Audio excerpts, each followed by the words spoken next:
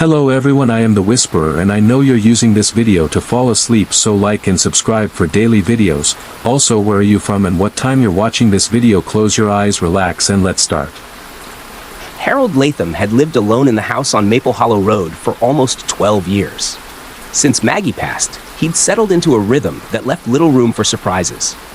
Morning coffee on the porch, a slow walk to the mailbox, a crossword at noon, and most evenings a worn recliner, a muted television, and a blanket that still carried a trace of his late wife's perfume. His old spaniel, Archie, usually curled up beside him, snoring softly through syndicated crime shows. It was during one of those evenings that he first heard the sound. He was reaching for the remote when it came, a faint scraping beneath the floorboards, not from inside the house, but from under it.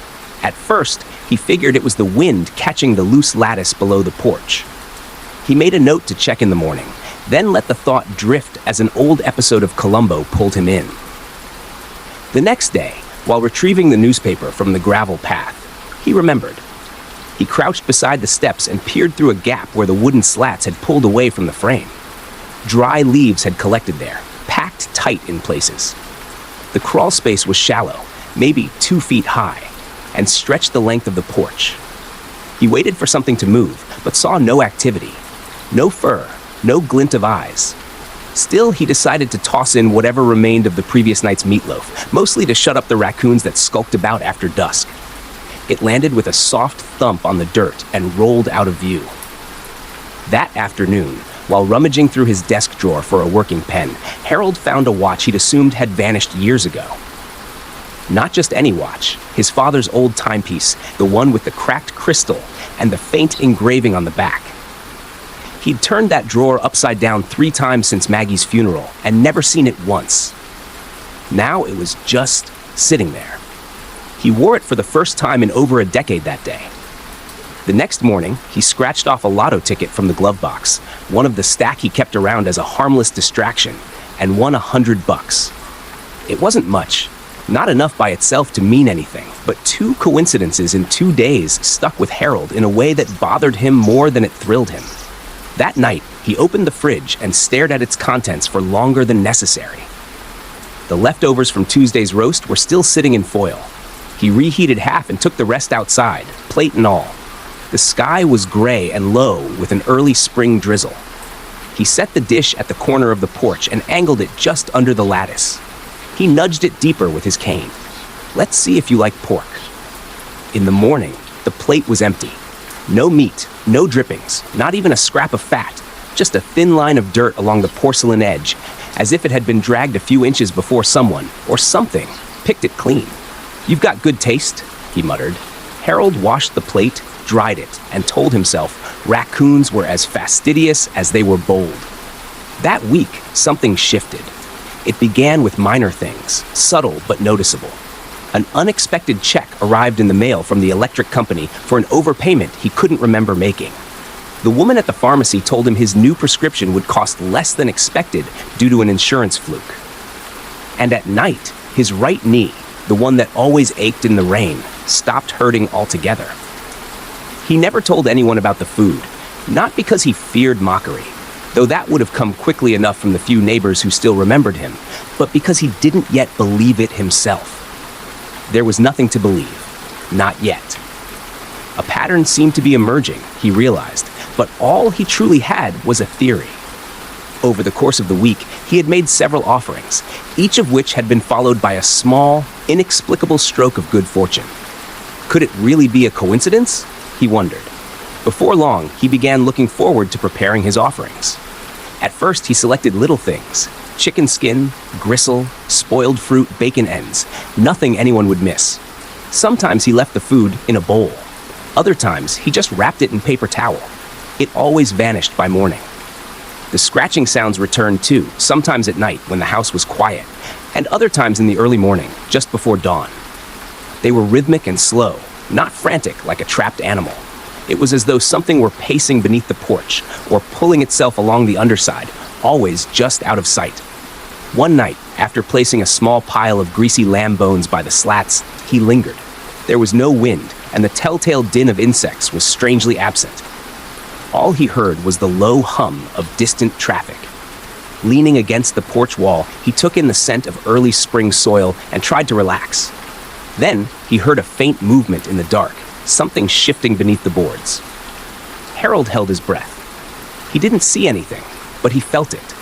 The presence of something waiting until he stepped away before accepting the gift. Later, as he lay in bed, listening to the creaks of the old farmhouse, he remembered something Maggie once said, which she used to whisper when he was struggling. "You always get what you give." The phrase stuck with him until morning, and by then, the bones were gone. He felt a bit guilty about offering steak to something he hadn't even seen yet. What with Archie sitting alongside him, begging, but he rationalized it away on account of the benefits he was receiving. By daybreak, as if on cue to further assuage his doubts, he noticed that his hip, which had been giving him grief since Thanksgiving, moved with an ease he hadn't known in years. He didn't tell anyone, but that night, to show his appreciation to the creature beneath his porch, he offered sirloin. Part 2. Harold began setting the food out with a ritual-like approach. Nothing formal, no prayers or incantations, but there was a rhythm to it, a sense of respect. He made sure to portion things just right, always warm, always fatty, always placed on the same chipped ceramic plate. He set it at the mouth of the crawlspace and gave it a gentle nudge with the tip of his cane. Then he'd stand for a moment, listening. Most nights, nothing answered, but on others, there'd be a faint disturbance, such as a shiver of movement beneath the porch boards, or a low shuffling, like something dragging itself across the earth. Sometimes it came fast. Sometimes it waited until he was halfway back up the steps. But the food always vanished, and Harold always felt just a little better afterward. Meanwhile, Archie had stopped sniffing around the porch after the first few nights. Harold noticed that now, instead of following him outside, Archie would linger near the screen door, tail still, ears low. He never barked. He just watched, as if he'd come to understand, in his own quiet way, that whatever Harold was feeding wasn't meant to be disturbed. One Thursday morning, he nearly slipped on a patch of moss by the side gate. His heel came out from under him, and for a split second, he envisioned himself landing wrong, hip shattered, head split open on the paving stone. But instead, he pitched forward, rather miraculously and painlessly, into a squat position. With a deep grunt and following a string of muttered obscenities, he took stock of the situation and realized how fortunate he was that he hadn't been injured more seriously. He brought an extra serving of sausage that night and left a note under the plate with the word "thanks" scrawled on a torn bit of paper towel. In the morning, the plate was clean and the note was gone. From then on, he started talking to it. Not in a madman's way, he told himself, but in the way someone talks to a dog or a garden, starting with small, murmured observations. "Hope you like gravy. Cold one tonight, huh? Might have some liver tomorrow if I don't forget to thaw it." The thing under the porch didn't answer, but he liked the company. It had been months since he'd spoken aloud to anyone who wasn't on the phone, and years since his last meaningful in-person conversation. Those types of talks had become increasingly rare, as the last of his old work friends had either moved away or died, one by one. Whatever was under there, whatever it was, seemed to listen, maybe even to understand. One afternoon, Harold heard the mail truck and stepped out to collect the usual bundle of circulars and bills. Nestled between a postcard and a heating invoice was a letter from the county treasurer's office. His property taxes, which had been overdue since spring, had been adjusted retroactively due to an audit. The balance was cleared. Harold stared at the page so long that the paper went limp in his hand. That night, he opened a can of corned beef hash and fried it up with a few onions. He put the whole panful on the plate with another thank you note. That night, overwhelmed with curiosity and anticipation, he didn't sleep well. He kept thinking about what might live under there. He knew it wasn't a dog, and by then he had ruled out raccoons. Its weight was more substantial. He'd heard it shifting and shuffling around, and could feel the porch flex ever so slightly when it moved. He considered setting up a camera, then immediately rejected the idea. Something told him it wouldn't be a good idea to try to see it. It felt ungrateful, somehow, like inviting someone to dinner and then spying on them with binoculars. He didn't need to see it, not yet. It took what he gave, and it always gave something back, and he had no intention of ruining a good thing. Days passed. He found his blood pressure lower at his next checkup. The doctor, a bored young man who barely looked up from his tablet, seemed more surprised than Harold was. "Whatever you're doing," the doctor said, "keep it up." So he did. He started planning his meals with the thing beneath his porch in mind. He bought extra ground beef and extra chicken thighs, and stocked up on deli scraps, cold cuts, and tinned fish.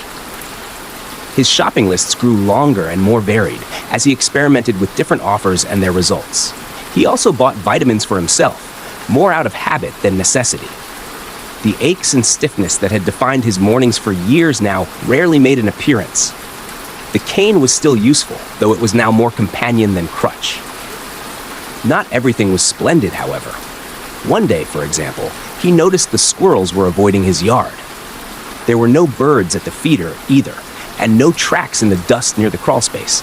Just the food, always disappearing without a trace. He stopped putting out the usual seeds and crusts and let the feeder rust. In his mind, there was only one mouth other than his own worth feeding now. Neighbors began to take notice, not of the offerings, but of Harold himself. He was livelier, trimmed his beard, and started wearing a hat again when he went into town. He even laughed once at a clerk's joke about the price of eggs. He couldn't remember the last time he had laughed. He never mentioned what had changed. How could he? Some days, he caught himself humming joyfully. One morning, while cleaning out the fridge, he found a package of lamb kidneys that had passed its sell-by date. The smell was sharp, but otherwise, they looked to be in good condition. Although he had no intention of eating them himself, he didn't want to waste the food, and so he left the kidneys under the porch that night as his latest offering. They were gone before dawn. Part 3. It was bound to happen. It wasn't out of malice or laziness, but due to the kind of forgetfulness that slips in like fog when a man gets too comfortable with a routine. One Tuesday evening, Harold fell asleep in his chair after dinner, casserole still warm on his plate, the sun barely gone from the sky. By the time he woke, the room had gone cold, the TV had gone to static, and his neck ached from the crooked angle. And outside, the porch light buzzed above a black, empty yard. He shuffled to the kitchen to wash the dishes and nearly opened the fridge before stopping cold. The food. He'd meant to leave a drumstick and half a baked yam as an offering that night, and had even wrapped it in foil. But the parcel still sat on the counter, untouched. Harold glanced at the clock. It was 12:47 a.m. He was too late. He stood there for a long while, knuckles gripping the edge of the sink, staring at the forgotten bundle. Something crawled at the edge of his thoughts, something old and superstitious. He told himself it was nonsense and actively questioned what difference it would make. Still, he slept poorly that night. When he woke, the house was colder than usual. He bundled into his jacket before he stepped outside to collect the morning paper. The stairs were slick from frost formed overnight. He took one cautious step, then another, and his foot skated out from under him. The cane slipped, the rail was just out of reach, and he went down hard. He heard something crack. A moment later, pain exploded in his ribcage. He lay there a moment, breath shallow and seeing stars, grimacing through a haze of white pain. Eventually, he crawled to his feet and hobbled back inside, gasping as he leaned against the table. Archie trailed him anxiously through the house, his toenails tapping behind him on the linoleum. The dog paced while Harold cleaned the blood from his elbow, then sat by the back door with his ears pinned flat and his eyes fixed on the porch. The doctor at urgent care said he was lucky. He escaped the ordeal with just one cracked rib. Nothing had been broken, and he had no internal bleeding. But Harold knew better. Luck had nothing to do with it. He'd failed to make an offering, and he knew, beyond a shadow of a doubt, that this was his punishment. He sat on the porch that afternoon, bandaged and sore, staring at the spot beneath the lattice where he always set the plate. Then, slowly and deliberately, he went inside and made a roast beef sandwich with Swiss cheese and mustard, toasted just enough to bring out the smell. He wrapped it in wax paper and limped back outside, each breath bringing with it a stabbing sensation, and apologized. "I'm sorry," he said aloud as he knelt stiffly. "It won't happen again." Reverently, he set the sandwich beneath the porch. In the morning, it was gone. That same day, the furnace, which had coughed and wheezed through the last 2 winters, kicked on like new. Gone was the lag and the now familiar metallic shriek, replaced by a deep hum and consistent heat. Despite himself, Harold grinned. Later, he received a voicemail from a man he didn't know at the township office, informing him that a paperwork error had resulted in a refund on an old zoning fee. A check was on its way. Harold stood in his front room, hand pressed to the aching bruise on his side, and stared out through the frost-lined window, shaking his head in disbelief. That night, he waited again on the porch, not to leave food, but to listen. The wind had died, and the night was still. The moon was hidden behind clouds that seemed as if they hadn't moved in hours. And then he heard it, a wet, muffled purring sound, coming from directly beneath his feet. Harold swallowed and sat down slowly in the porch rocker as the boards beneath him vibrated ever so slightly, gripping the arms until his knuckles went white. He didn't dare move. After a while, the sound stopped. The next day, he found an envelope, without postage or a return address, in his mailbox. It hadn't been there an hour earlier. Inside was a crumpled photograph depicting him during his younger years at the local apple festival, with Maggie at his side. In the image, she had her arms wrapped around his waist, and he was smiling in a way he hadn't in years. He didn't remember anyone ever taking it. There was no note or explanation. He stared at the image for a long time at the kitchen sink, the photo trembling slightly in his hand. It wasn't a gift, it was a reminder. The thing under the porch didn't just know where he lived or what he offered. It knew him, what he loved, what he missed. And now it wanted him to understand something. What was given could just as easily be taken. The photo was a dramatic way of making that clear. He folded the photo in half, then again, pressing the creases sharply, and slid it into the drawer beside his checkbook, locking it without a word. From that day forward, Harold never forgot to feed the thing under his porch. Part 4. By April, the creature's tastes had evolved. At first, Harold thought it might be the cut of meat.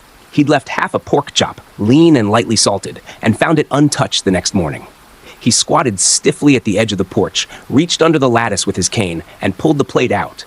The meat was still there, cold and undisturbed. A few flies hovered nearby, bold enough now to return. He blinked at the untouched offering, unsure whether to feel insulted or afraid. That evening, he tried again, offering up a helping of freshly sautéed chicken livers, glistening with pan drippings. He laid them on the plate, and as always, knelt and slid it under the porch, this time whispering, "Something special tonight." By dawn, it was still there, not only untouched, but nudged forward, as if pushed back to him, rejected. Harold didn't eat that morning. Instead, he sat in his rocker long after the sun crested the trees, replaying every detail of the last week. He hadn't missed a night or changed the routine. He hadn't disrespected the thing, as far as he could tell. So why wasn't it eating? Even Archie seemed unsettled. The spaniel had taken to sleeping at the foot of the stairs instead of in Harold's room, and he'd growl when the porch creaked at night. Once or twice, Harold caught him watching the lattice slats with a cautious stare, tail rigid, as if expecting something to crawl out. Harold tried again that evening to appease the beast beneath his porch. This time, he offered bacon, crisped just short of burnt, the way he used to make it for Maggie. As before, the plate remained untouched. The next morning, not only was the plate full, but it was scratched, with 4 deep gouges through the enamel, angled outward as if something had tried to drag it, then changed its mind. That's when the anxiety set in. He rifled through the fridge, freezer, and pantry. Too many things he'd grown used to offering. Canned stew, frozen drumsticks, corned beef hash, now seemed beneath it. He stood with the fridge door hanging open and muttered, "What do you want?" That afternoon, as he took the trash to the curb, Harold spotted a freshly killed squirrel's carcass in the road. There was no bloating or stiffening yet. A small trail of blood led from the shoulder to the gravel, already drying. He hesitated for only a moment before collecting it with a pair of gardening gloves and wrapping it in plastic. That night, in desperation, and perhaps a bit out of curiosity, he placed the bundle on the dish and slid it beneath the porch. In the morning, every scrap of it was gone, and Harold smiled. That same day, a letter arrived from the county revenue office. His outstanding property taxes, which had previously only been adjusted, were now shown as overpaid. A refund check was enclosed. Harold stood at the mailbox holding the envelope, lightheaded. When he returned inside, he set the check on the table and poured himself a drink he hadn't enjoyed since before Maggie's funeral. The rules were shifting. He knew that now. What had started as a simple exchange, scraps for luck, was becoming something else. The thing beneath his house didn't just want food anymore. It demanded a sacrifice. Over the next week, Harold experimented. Roadkill was always accepted, as were the occasional butcher discards he could get from the shop out in Carver's Fork, the kind of backwoods place that didn't ask what someone needed a bucket of marrow trimmings for. But some nights, even those were returned. On a desperate impulse, Harold stood over the sink, needle in hand, and pricked his index finger. The blood beaded, running down into the drain. He stared at the drop on his fingertip for a long moment, then dabbed it onto a torn paper napkin and folded it carefully. That night, he left it on the dish alongside a strip of salted pork and a single chicken bone. In the morning, the meat was gone, along with the napkin. What remained were 3 small gouges in the dirt, concentric and uneven, too wide to belong to any animal he knew. The next day, the pain in his rib had completely disappeared. Harold kept a ledger after that, a yellow legal pad in which he logged each offering by date and type. Beside each entry, he listed the result. The more he recorded, the clearer the pattern became. Spoiled food got no reaction. Canned meats were rejected. Raw flesh, especially fresh, was a guaranteed success. Offal worked best. Carrion, when unspoiled, was preferred for whatever reason. And whenever he added something personal, an old photograph, a clipped strand of hair, a sliver of fingernail, the results were amplified. He tried not to dwell on what that meant. Instead, he made daily trips to rural roads, driving slowly with his hazards on, scanning the shoulders for anything still warm. Sometimes he found a possum, sometimes birds. Once he discovered the remains of a red fox. That night, he left it whole, curled like it was sleeping, just beneath the porch. The next day, the offering had vanished, and he found a check in the mailbox from a class action suit he didn't recall joining. The amount was more than enough to cover the cost of a new furnace, if he'd needed one. Harold didn't cash it. He slid the check into the drawer next to the photo of Maggie, still folded for safekeeping. Somehow, he knew the price was going up. The thing beneath the porch was only getting hungrier. Part 5. The storm rolled in without warning. Thick, low clouds pressing over the fields, lightning stitching across the horizon in angry bursts. Harold didn't sleep when the thunder started. He sat at the kitchen table with the ledger open and his hands folded in front of him like a priest awaiting confession. He had nothing left in the house. No meat, no scraps, not even canned tuna. The squirrel he'd set aside earlier that week had already been used, and the butcher in Carver's Fork had closed up early on account of the weather. He'd called and left a message, but got no reply. By the time the rain started slashing sideways against the windows, he knew he'd missed his chance. He watched the storm from the porch, though he didn't sit down. The dish sat empty by the lattice slats, waiting. His apology was already rehearsed. "I'll make it up to you," he murmured, barely audible beneath the wind. "Tomorrow, first thing." There was no reply, but something shifted beneath the floorboards. He went inside and locked every door. The next morning, the dish hadn't moved. Harold waited for the letter carrier, hoping for a check, a form, anything to reassure him that the matter had been forgiven, but no mail came. The power flickered twice before noon and finally went out by late afternoon.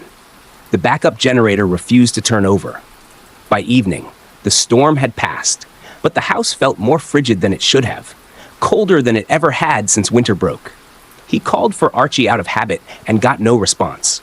He checked the back steps, the barn, even whistled down the lane, but there were no paw prints in the mud other than his own, tracking deeper each time. The food plate was still empty. Harold shuddered. No offering, he realized, meant no gift. But something would be taken, and he was afraid he already knew what that would be. He found Archie's collar lying beside the porch. The tag was still attached, faintly scratched and warm to the touch, as if it had only just been dropped. The leather reeked of damp fur and something metallic and bitter. Harold didn't cry, not right away. He just sat on the steps and stared into the gap behind the lattice, the dish beside him. The yard was silent, the lack of birds conspicuous. The grass held no footprints but his own. It was then that he decided he needed answers before things got any worse. He reached for his cane and stood, determined to make sense of it all. Crawling under the porch wasn't easy. He had to lie flat and drag himself forward, elbow to elbow, shoulders scraping against dry joists that smelled of rotten earth. The light from his old maglite trembled with every movement, casting long streaks that bent at awkward angles between the support beams. The air was warm beneath the house, more so than it should have been, like a furnace had been running without ventilation, and it smelled faintly of iron. He pushed deeper, past the posts, past the bulkhead stones where spiders nested. The crawl space wasn't supposed to go this far, he realized. And yet it did. The ground dipped just beyond the midline of the porch. Sloping into a shallow depression, Harold didn't remember being there. The dirt had been scraped into a basin, and at its center, a hollow remained. And inside that hollow, he froze. It was a man. Or rather, it had been. At first, Harold thought he was looking at a statue or a misshapen wax figure laid carefully into the earth. The limbs were human-shaped, but wrong in proportion, longer at the joints and stretched tight under skin like parchment. The head was tilted back, the mouth agape in a silent scream that bent at both corners into something vaguely resembling a smile. Its lidless eyes were open, little more than two milky orbs shimmering faintly in the beam of his flashlight. Just when Harold was about to wonder whether it was still alive, its chest rose. Barely, but enough. Harold couldn't breathe. The thing's skin gave off a low glow, like a lantern nearly out of oil. Its hands twitched when the light passed over them. He noticed one of its fingers had been gnawed to the second knuckle. It didn't move or make a sound, but Harold knew it was watching him. Harold dropped the flashlight. The beam spun, bounced, and settled against the dirt. In that shifting circle of light, he saw something behind the figure, a long, wet line trailing into the dust. He didn't wait to find out what it was or what it led to, but feared the worst. He scrambled backward, scraping his elbows raw on the joists, legs kicking for traction. A sob escaped him, more animal than man. His hip caught on a root, and he flailed and twisted for a moment before finally dragging himself out from under the porch with a groan. Back out in the open, the sky was clear and the world was bright again. But inside, Harold felt the terms of his arrangement with the creature had changed, and not for the better. For a moment, he knelt there in the grass, trembling. Then he crawled to the kitchen and found what little he had left in the freezer, a package of beef marrow, a frozen fish fillet, and an old cut of ham. He didn't cook or season them. He just piled them on the plate and pushed it beneath the porch.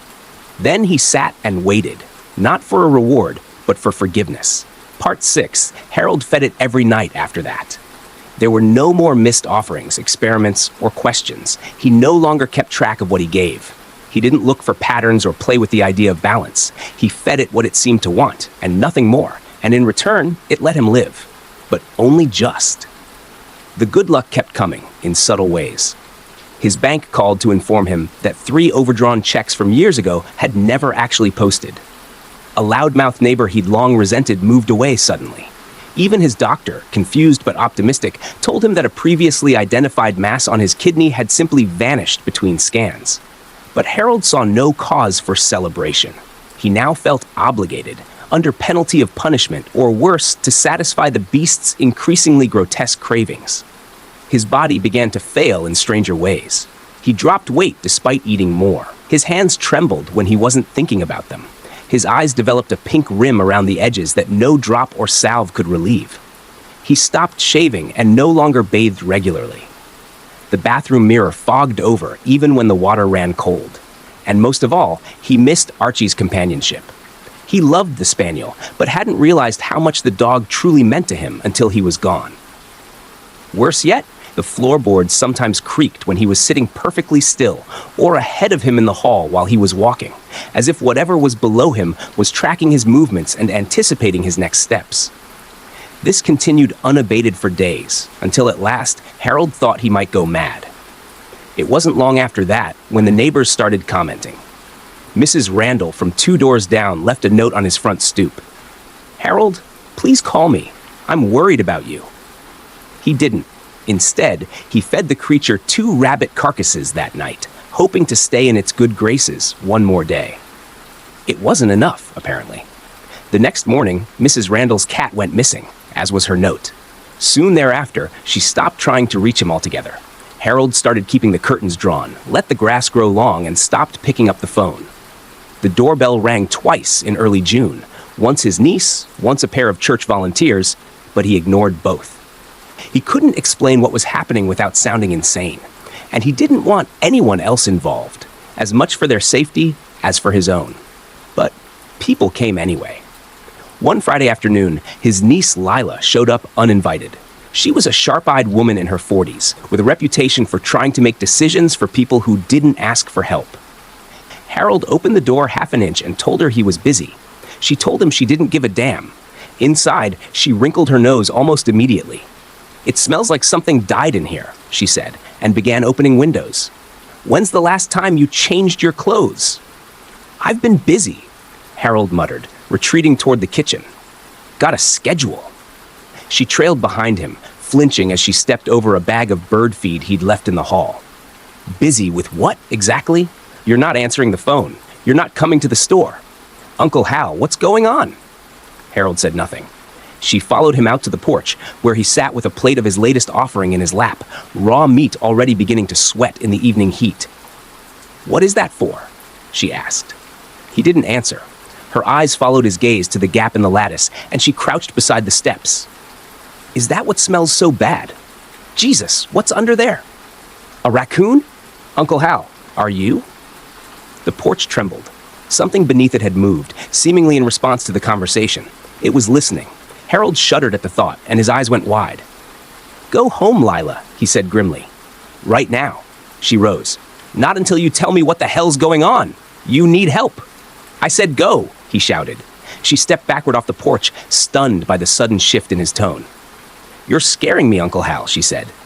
"You should be scared," he said. "You don't understand what you're risking just by being here." She stood there a moment longer, eyes narrowed, then shook her head and stormed off to her car. The next morning, she called from the hospital. A deer had run in front of her car on the way home. She'd swerved, clipped a tree, and fractured her wrist. Luckily, it wasn't anything worse, just a few stitches and a lot of bruising, but she was shaken all the same. Harold made an excuse to end the call early and hung his head in shame. That night, he offered the largest cut he could find, a fresh cow tongue, and something more, a torn piece of his shirt, stained from the scrape he'd taken beneath the porch weeks earlier. In the morning, his grass had grown a full inch overnight, and a gopher infestation that had plagued his backyard for 3 years was gone. He checked his voicemail to discover a message from his niece with good news. "They say I'm healing faster than expected. I'll be out in 2 days. Weird, huh?" He just shook his head incredulously. He never called back. By the end of June, Harold looked 10 years older than he had in March. The lines in his face were deeper, and he wore gloves even in the heat, partly to hide the way his fingernails had gone thick and yellow, and partly to keep himself from scratching the sudden rash blooming across his wrists. But he stopped going into town entirely. The only light that stayed on in the house was the one over the kitchen sink. He slept in the recliner now, wrapped in blankets, waking at the same hour every night to listen for the shuffling beneath the porch. He fed the beast with unblinking obedience. Anything it wanted, he found, even if it meant driving an hour to a bait shop in another county, or calling in favors from old hunting contacts who thought he'd lost his mind. Sometimes, he thought he very well might have, but at least he hadn't lost anything else. Not yet, anyway. Part 7. The smell was the final straw. It had begun subtly, with an acrid sweetness in the grass by the porch and a coppery tang in the air after rain. But by midsummer, it had ripened into something unmistakable, the thick, oily scent of meat left out too long, or of rot barely masked by dry earth. Flies congregated by the hundreds near the lattice slats, forming slow-moving clouds that clung to the crawl space like smoke, buzzing in uneven waves. As for Harold, he could still walk, but his gait had become more of a shuffle. His knees ached. His breath came shorter each morning, and his skin hung looser on his bones. Yet he still made the trek to the porch every evening, clutching a dish wrapped in butcher paper and muttering half-formed apologies to the thing beneath. Neighbors stopped waving when they passed his house. Finally, days later, without his knowledge or consent, someone made a call to a local pest control company reporting issues at Harold's property that were affecting his neighbors. The logo-covered van arrived late on a Tuesday. When it did, two men climbed out, one older, one barely 30, wearing matching coveralls and casual smirks that told Harold they didn't believe a word of the work order. "You, Mr. Latham?" the older one asked. Harold nodded slowly. "That's me. We got a report of something living under your porch. Possum, maybe. Bad smell. Aggressive animal activity. That ring a bell?" Harold hesitated. He could lie and say he'd already handled it, or that the smell was coming from a compost bin, or that he'd taken up tanning leather. But the look in the younger man's eyes made the words shrivel before they formed. He nodded again and stepped aside. The older tech clicked on a flashlight while the younger pulled gloves from his pocket. They didn't ask permission, but Harold didn't stop them, nor did he watch or warn them as they went under the porch.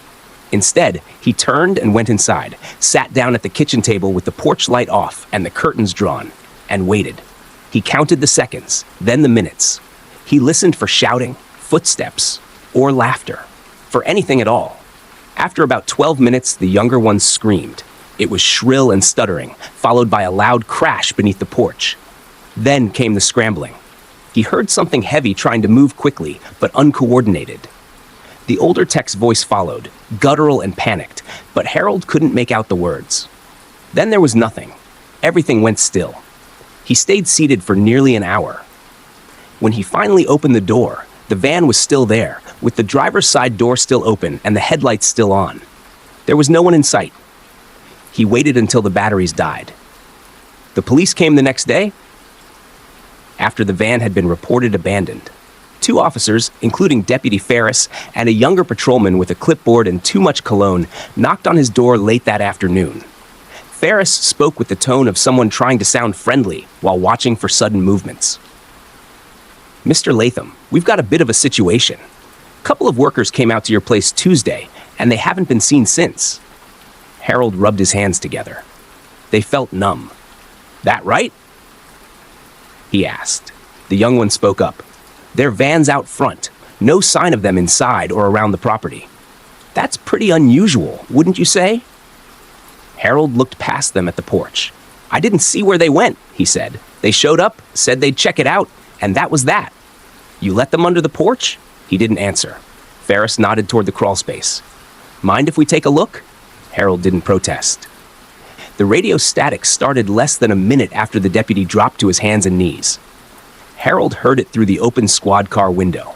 It was just fuzz at first, then harsh, popping sounds, followed by abject silence. Moments later, the younger officer went after him. Beneath the porch, opposite the officer, Harold heard something shifting its weight.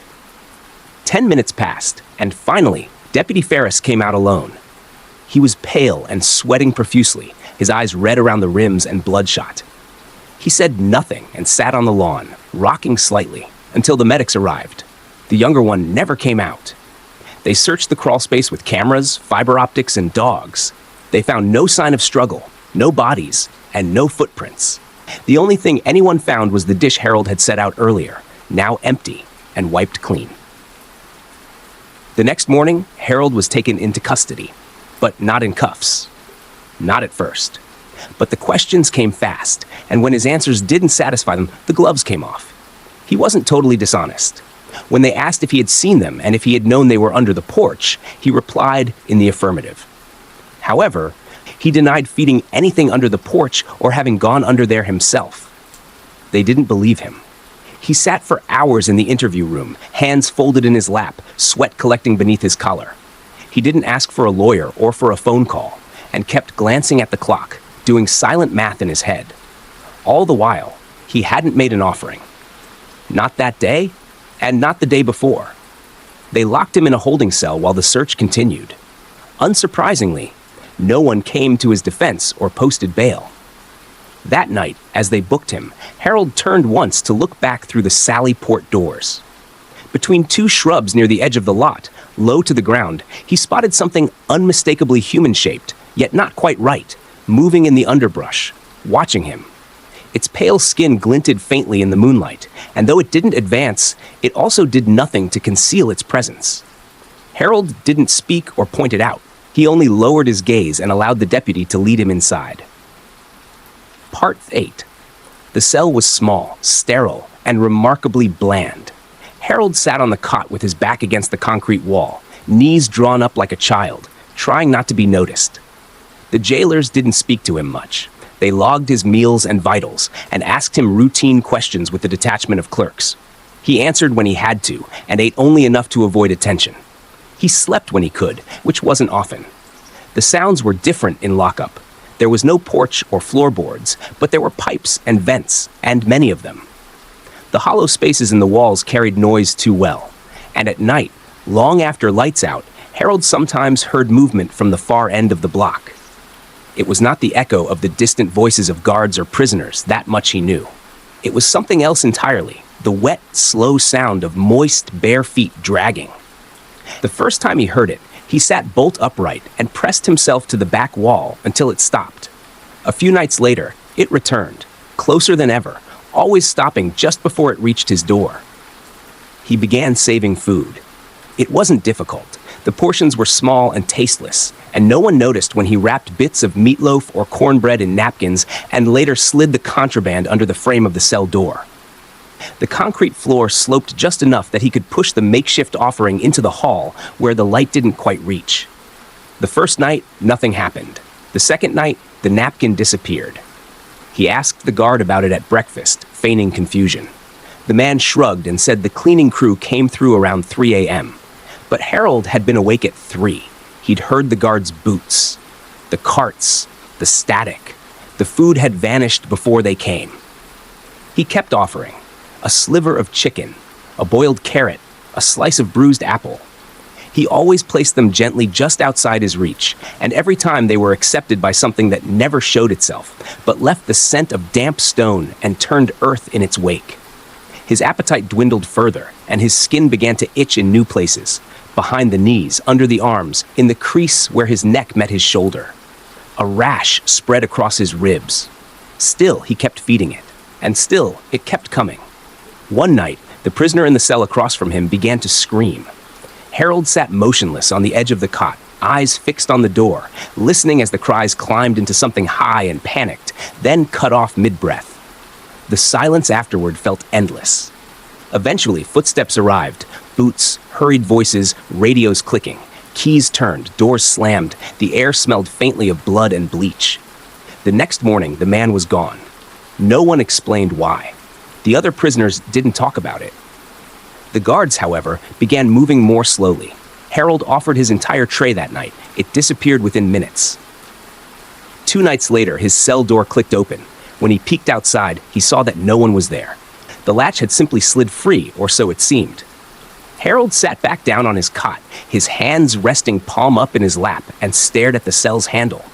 The incident triggered no alarms or calls to lockdown. No buzzing came from the control room window.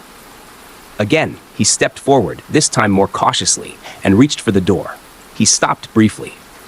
Beyond the bars, the hallway was dimly lit and quiet still, but there were tracks, faint smears of something dark leading from the center of the floor to just outside his cell. He knelt and touched the edge of one. It was dry and thick. His stomach turned. He gathered the remaining crust of bread from his mattress and laid it just inside the doorway. Then he sat back on the cot and waited. It was gone by morning. By then, the lock had re-engaged. No one mentioned it, not the guard with the clipboard, the medic who checked his weight and frowned, or the new prisoner who moved into the cell across the hall the next day. Only Harold understood. It had followed him. Even behind steel and concrete, the deal still stood. Later that week, a guard with a clipboard came by with news. His arraignment had been delayed indefinitely. The public defender assigned to his case had gone missing on a hiking trip in a neighboring county. They were seeking alternate counsel. Harold only nodded. They asked if he wanted to make a call. He said no. That night, he waited at the edge of his cot until lights out, then crept to the door and laid his dinner roll outside the cell. Before it could settle, something took it. The sound it made, wet, soft and eager, haunted him for hours. He dreamed of a mouth that smiled too wide and of a porch collapsing under a weight no one could see. He woke with a headache and a dry, dusty taste lingering in his throat. Part mine. The morning shift guard found the empty tray first, clean and still warm. It sat just outside the bars of Harold's cell, angled as if placed deliberately. The guard frowned, checked his clipboard, and tapped twice on the bars. "Latham?" Harold didn't respond. He stepped back, glanced through the narrow window, and tried again. "Harold?" Still nothing. He keyed the latch and swung the cell door open. The bed was made, the cot sheet was stretched tight, tucked at the corners, and the pillow was fluffed. There was nothing on the mattress. All trace of Harold's clothing, shoes, and personal effects was gone. Harold had escaped. The guard's hand twitched as he reached for the radio. The cameras didn't help. They showed Harold asleep in his cot around 11:47 p.m., barely moving beneath the thin blanket. A guard passed by during the 1 a.m. sweep, which was normal and uneventful. At 2:08 a.m., the footage became grainy, blurring and losing focus, as if something was warping the lens from the inside. When the picture cleared at 2:19, the cot was empty. There was no sign of entry or exit, not a shadow out of place. Harold was simply gone. The tech who reviewed the footage later described a faint shimmer in the air, like heat rising from pavement, but couldn't isolate it.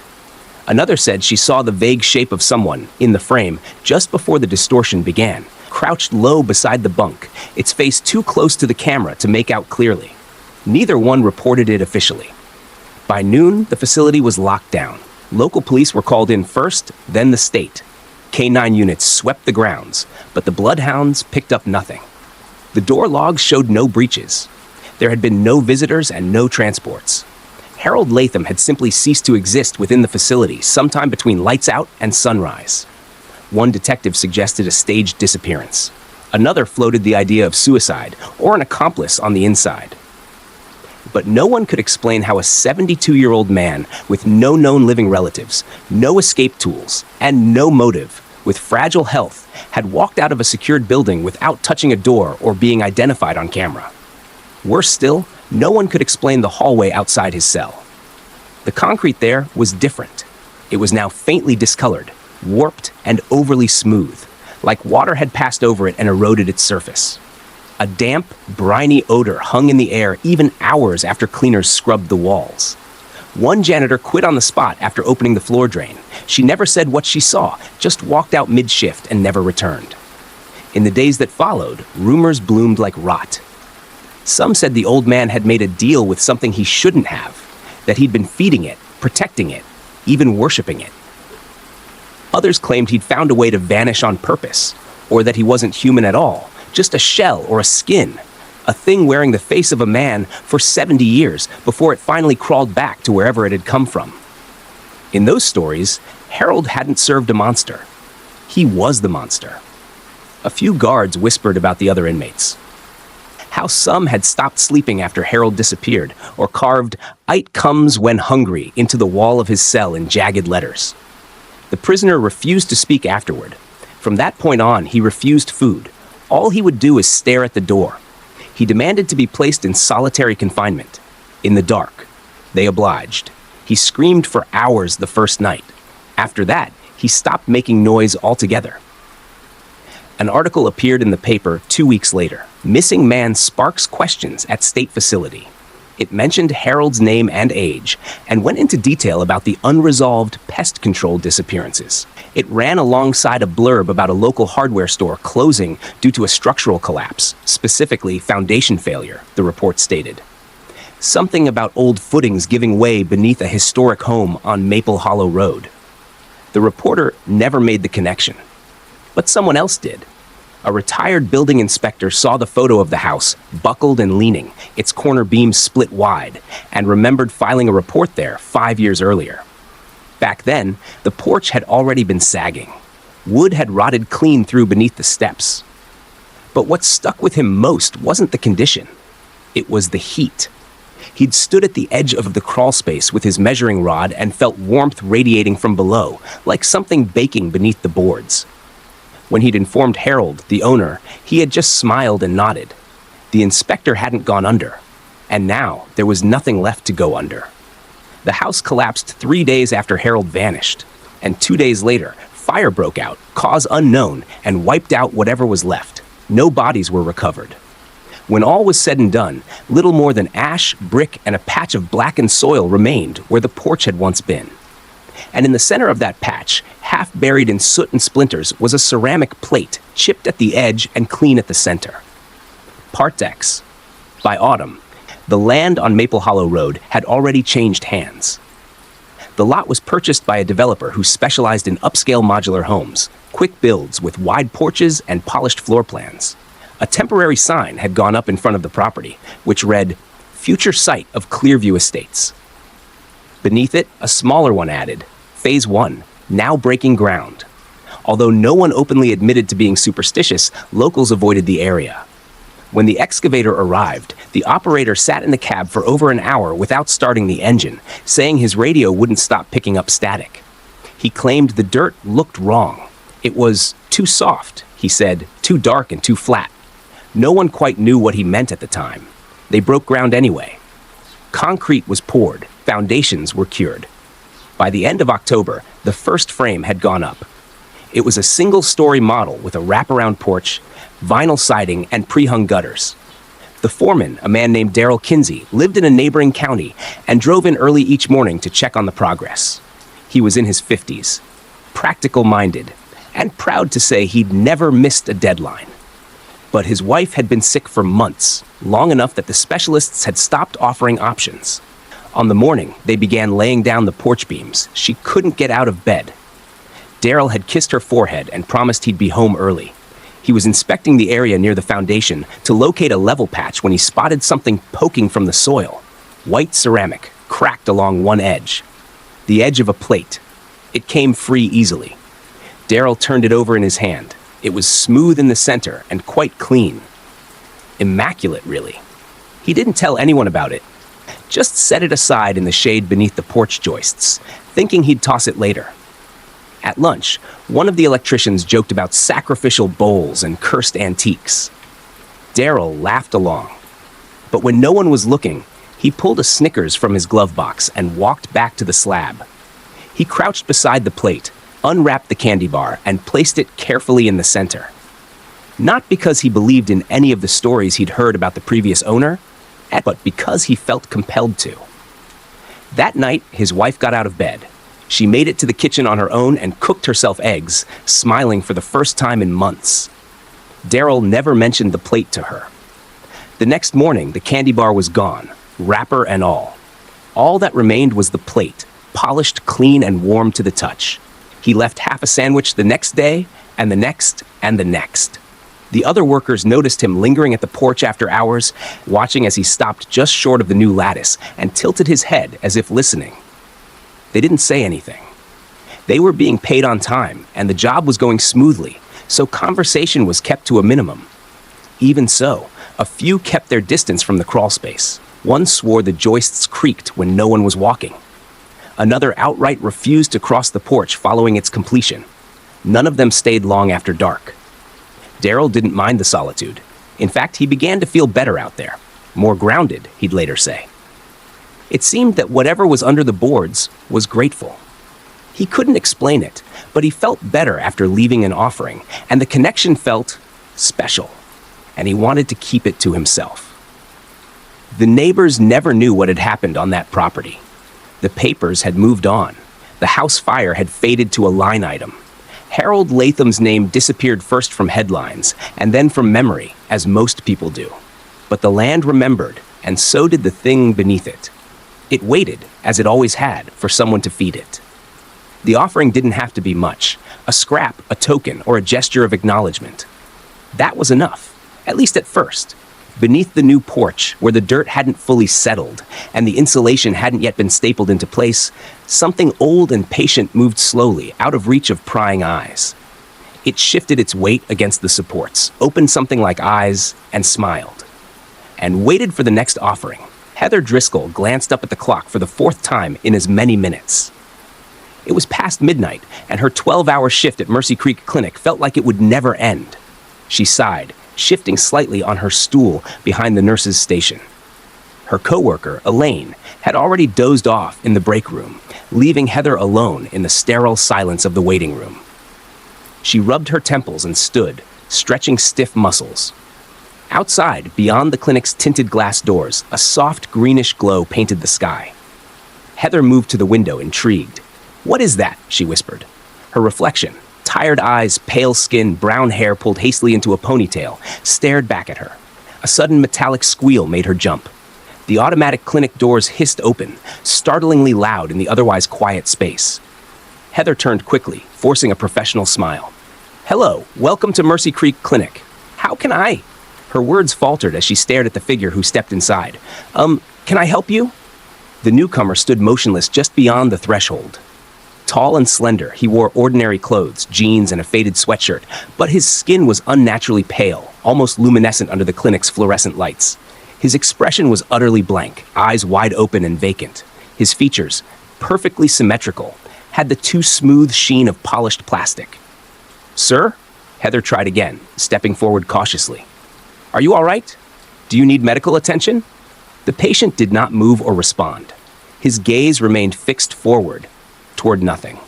Heather drew closer, stopping just out of arm's reach. She studied him, heart quickening in discomfort. He didn't appear to breathe. Her voice dropped softer, gentler. "Hey, it's okay. My name's Heather. I'm a nurse here. If you're hurt or confused, we can help you. Can you tell me your name?" Still nothing. He didn't even blink. Heather reached carefully for the patient's arm, guiding him gently toward a seat. He moved compliantly but stiffly, his limbs awkwardly jointed like a doll's. His skin felt smooth beneath her fingertips and strangely cold. "Okay," Heather said, forcing calm into her voice. "Let's just sit down right here and talk for a minute." The man settled into the chair rigidly, hands resting flat on his thighs. Heather knelt in front of him, searching his expressionless face for signs of comprehension. "Can you hear me?" she asked softly, holding eye contact. "Can you speak?" She studied him closely, suppressing her unease as she saw no evidence of breathing. Instinctively, she reached out again, this time pressing her fingers to his neck. Searching for a pulse, there was nothing, just skin as smooth and lifeless as porcelain. She withdrew her hand quickly. "Wait here. I'm going to get the doctor." Heather rose, stepping back, her gaze never leaving the patient. Only when she reached the hallway did she turn away, nearly colliding with Elaine, who had emerged groggily from the break room. "What's up, Heather?" Elaine asked through a yawn. Heather steadied herself. "I don't know. We have a patient, and I've never seen anything like him." Elaine frowned, rubbing her eyes. "What do you mean?" "You'll see. Just don't get too close yet. I don't know what's wrong with him." Heather hurried down the corridor, knocking urgently on Dr. Green's office door. "Aaron, we've got a patient, and something's not right." The door opened immediately. Dr. Aaron Green, a lean man in his 50s with a mop of unruly gray hair, stepped into the hallway. He studied her concerned expression, his eyes narrowing. "What kind of not right?" Heather hesitated, aware of how strange her description would sound. "He's awake, responsive enough to follow instructions, but he's completely unresponsive verbally. And physically, he seems..." She searched for the right word. "Plastic." Green raised an eyebrow. "Plastic? Is this a joke, Heather? Do I look like I'm joking? Just come see for yourself." As they returned to the waiting area, Heather noticed Elaine standing rigidly near the desk, staring at the patient. Heather followed her coworker's gaze and felt her stomach clench. The patient had risen from the chair and stood motionless once again, positioned precisely as he had when he first entered. A faint, greenish glow seemed to ripple briefly across his skin before fading. "That's him?" Dr. Green whispered incredulously. "Yes," Heather said, her voice low and tense. "I've never seen anything like it." Dr. Green stepped forward, clinical skepticism evident in his movements. "Hello, sir. I'm Dr. Green. Are you in any pain?" He got no response. Green cautiously touched the patient's arm, flinching back almost immediately. "My God," Green muttered. "His skin? Plastic?" Heather finished. "I told you." "Get him into an examination room," Green said, visibly shaken but regaining authority. "Now, and keep him isolated." Heather nodded, swallowing hard as she moved toward the patient again. "All right, let's get you somewhere comfortable," she said gently, attempting to keep her tone soothing despite her rising panic. He followed her movements stiffly and mechanically, his steps sounding hollow on the tiled floor. Heather's hands trembled slightly as she guided him into the small exam room at the far end of the corridor. "Sit right here," she instructed, guiding him onto the examination table. "I'll be right back, okay?" He settled obediently, still without any visible sign of comprehension or emotion. Heather stepped out quickly, closing the door behind her. In the hall, she turned to Green, her voice strained but firm. "What do you think it is, Aaron? Drugs? Catatonia? I've never seen anything." "Neither have I," Green interrupted grimly. "Let's run some tests. Whatever this is, it's not normal. Keep your distance." Elaine approached, clearly shaken. "Heather, what's happening?" Heather drew a deep breath, steadying herself and choosing her words carefully. "I don't know yet, but whatever it is, we're going to find out. Everyone, just be careful. Something about this isn't right." In the silence following her words, Heather could still feel the strange patient's presence radiating through the door behind her. And in the back of her mind, a single thought echoed, quiet but insistent. He isn't human. Part 2. Heather stood outside the examination room, staring at the closed door. The corridor's cold fluorescent lights flickered briefly, drawing her attention upward. She shook her head, rubbing at her temples as Dr. Green approached, clipboard in hand. "We've got preliminary results, Heather," Green began, frowning deeply. "Already?"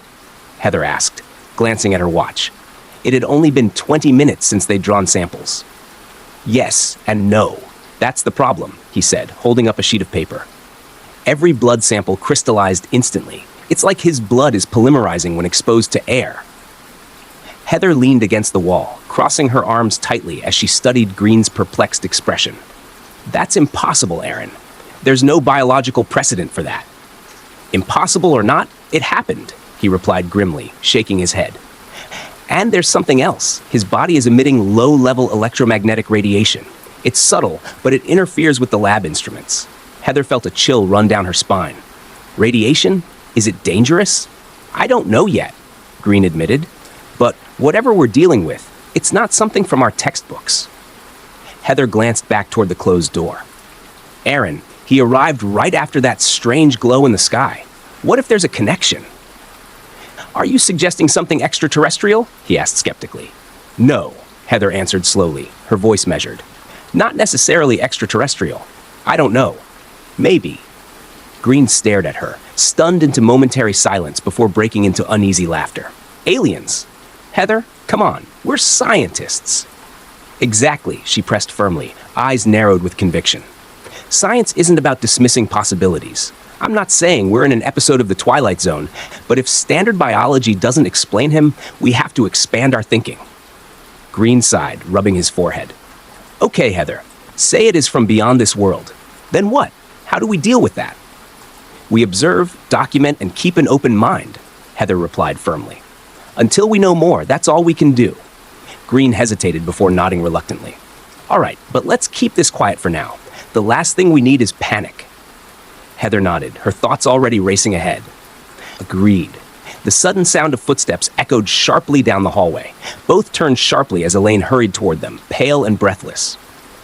"Heather, Aaron, there's another one." Heather's stomach tightened. "Another patient?" Elaine nodded urgently. "It's Marjorie Pierce. She's out front, and she's exactly like him. Same blank stare, same stiffness." Heather exchanged an uneasy glance with Green before swiftly moving toward the waiting room. Marjorie, a local schoolteacher who'd visited the clinic regularly for migraines, stood perfectly still beside a waiting room chair, staring blankly ahead. Her expression was frozen, her skin pale and waxy. "Oh my God," Heather whispered, stepping closer cautiously. "Marjorie? It's Heather. Can you hear me?" Marjorie didn't respond. She simply stared ahead, lifeless. Heather waved a hand gently in front of Marjorie's face, eliciting no reaction. She swallowed hard and placed a gentle hand on the woman's shoulder, guiding her toward the second exam room. "Come on, Marjorie. It's going to be okay." Marjorie moved stiffly, awkwardly following Heather's gentle directions. As they walked, Heather spoke softly, more to calm herself than expecting any response.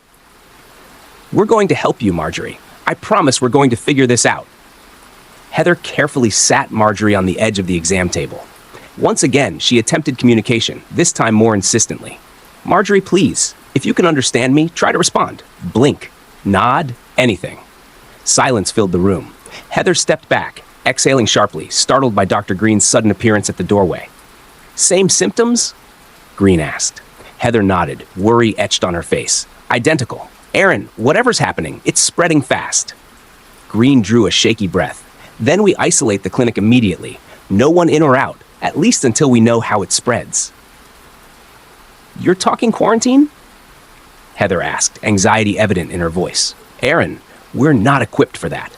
We have no choice, Green replied firmly. I'll call Sheriff Barnes. In the meantime, keep everyone away from them. We don't know if it's contagious. Heather nodded grimly, her gaze flicking nervously toward Marjorie. Okay, I'll make sure Elaine stays clear too. Green stepped out quickly, leaving Heather alone with Marjorie. She took a moment, watching her former patient with sadness. I'm sorry this happened to you, Heather whispered softly, but we'll fix it. Somehow, we'll fix it. Marjorie's gaze slowly turned toward Heather, startling her. Heather stepped back involuntarily, heart pounding. Marjorie? Can you hear me? Marjorie's lips parted stiffly, her voice a mechanical whisper. They're coming. Heather froze, a cold dread seizing her chest. Who? Who's coming, Marjorie?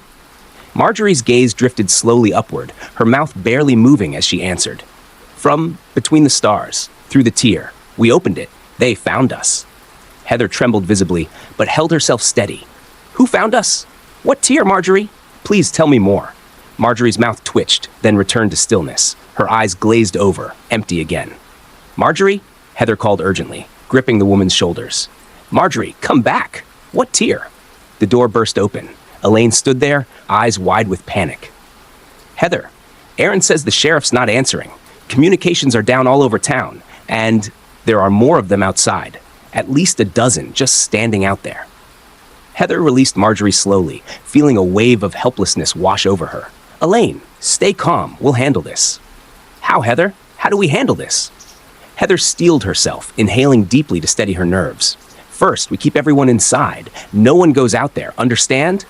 Elaine nodded numbly, eyes fixed fearfully on Marjorie's inert figure. Heather stepped forward, taking Elaine's trembling hands firmly. Listen, we don't lose ourselves, Elaine. We stick together. Whatever this is, we can't let it overwhelm us. We're still us. We're still here, okay? Elaine squeezed Heather's hands, desperately clinging to that reassurance. Okay, I trust you. Heather's voice softened with determination. Then let's go. We've got work to do. Elaine followed Heather into the hallway, leaving Marjorie behind, stiff and silent. As they emerged into the waiting area, Heather saw them clearly now through the windows. More silent, plastic figures, illuminated by the pale, unnatural glow from the sky. Heather drew a steadying breath, facing the surreal nightmare head-on. Aaron! She called sharply. Get everyone back from the windows. Barricade the doors. Dr. Green appeared, shaken but resolute. Heather, what are we dealing with? Heather met his frightened gaze directly, her voice firm and unflinching. Something none of us has ever faced before. She moved toward the doors, locking eyes with Green. But we're going to survive this. We have to. Part 3. Heather's pulse raced as she helped Dr. Green and Elaine push a heavy filing cabinet in front of the glass entrance doors. Outside, more silent, mannequin-like figures had gathered beneath the eerie green glow, standing motionless in the clinic's parking lot. The sickly light from above rippled across their pale, plastic-like skin. Is this enough? Elaine whispered anxiously, stepping back from their makeshift barricade. Heather eyed the figures warily. It'll have to be, at least until we find out how this infection spreads. Dr. Green shook his head slowly, disbelief heavy in his voice. I still don't understand it. How could this happen so quickly? It's spreading exponentially, Heather said, glancing around the small waiting room, evaluating weak points. We need to assume the worst, that it's airborne or transmitted by proximity. Elaine's breath came faster. But we've all been near them. Why aren't we sick? Heather turned toward her friend, determination clear on her face. I don't know, but we can't panic. Staying rational is the only thing we have right now. Elaine nodded, trying visibly to steady herself. You're right. I'm sorry. Heather squeezed Elaine's shoulder reassuringly. It's okay. We're all scared, but we have each other. We're going to get through this. Dr. Green stepped closer to Heather, voice lowered. We need to contact the CDC or the state authorities. This is way beyond our control. We've tried, Aaron. Communications are dead, Heather reminded him. Whatever's causing this interference, it's tied to that anomaly outside. You really believe it's multidimensional? Green asked, his skepticism replaced by quiet dread.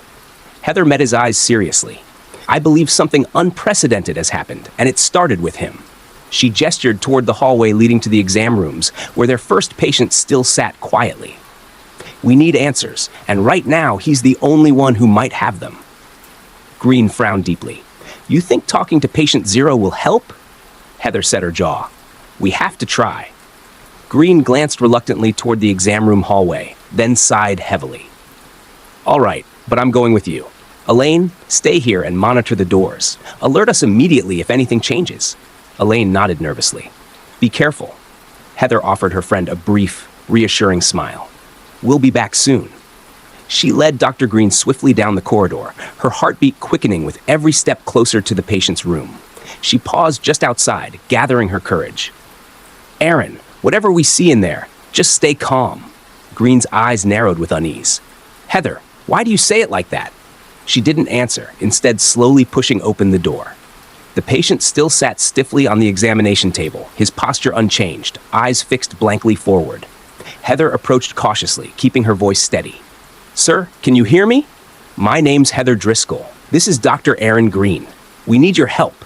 People are getting sick, and we think it's connected to you.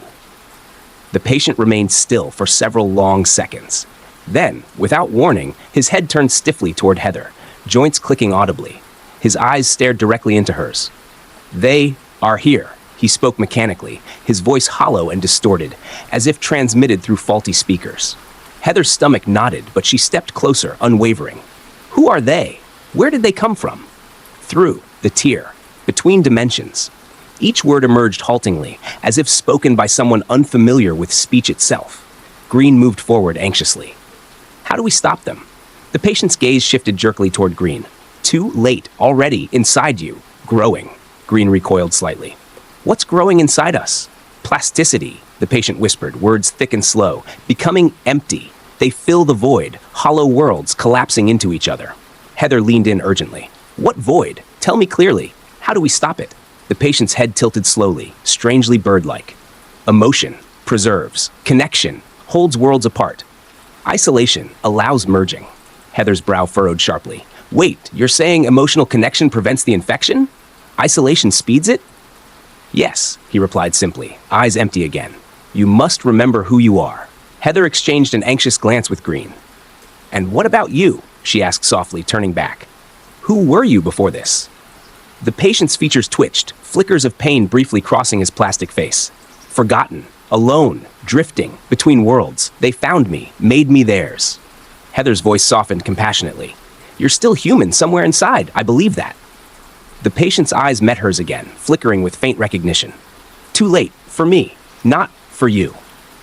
A sudden, sharp knocking erupted from the hallway. Elaine's voice rose sharply, frantic. Heather! Aaron! Hurry! Heather turned swiftly, racing back down the corridor, Green close behind. Elaine stood pressed against the waiting room wall, eyes wide in terror. Outside, the figures had advanced silently, standing only inches from the glass doors, pale hands pressed flat against the surface. They're moving, Elaine gasped. Heather, they're coming inside. Heather stared at the barricade. The once human faces beyond gazed inward blankly, greenish light pulsing softly beneath their translucent skin. One by one, they pressed forward, pushing methodically against the glass. Stay together, Heather commanded, grabbing Elaine's and Green's hands, pulling them closer. Listen to me. We have to stay connected. Emotional isolation lets them in. We have to fight it. Green gripped Heather's hands tightly, his voice strained with suppressed panic. How, Heather? How do we stop this? We remind ourselves who we are, Heather replied fiercely. We talk, we feel, we don't give in to despair. The patient said, connection protects us, so we connect. Elaine's voice shook with desperation. Then let's connect fast, because they're getting inside.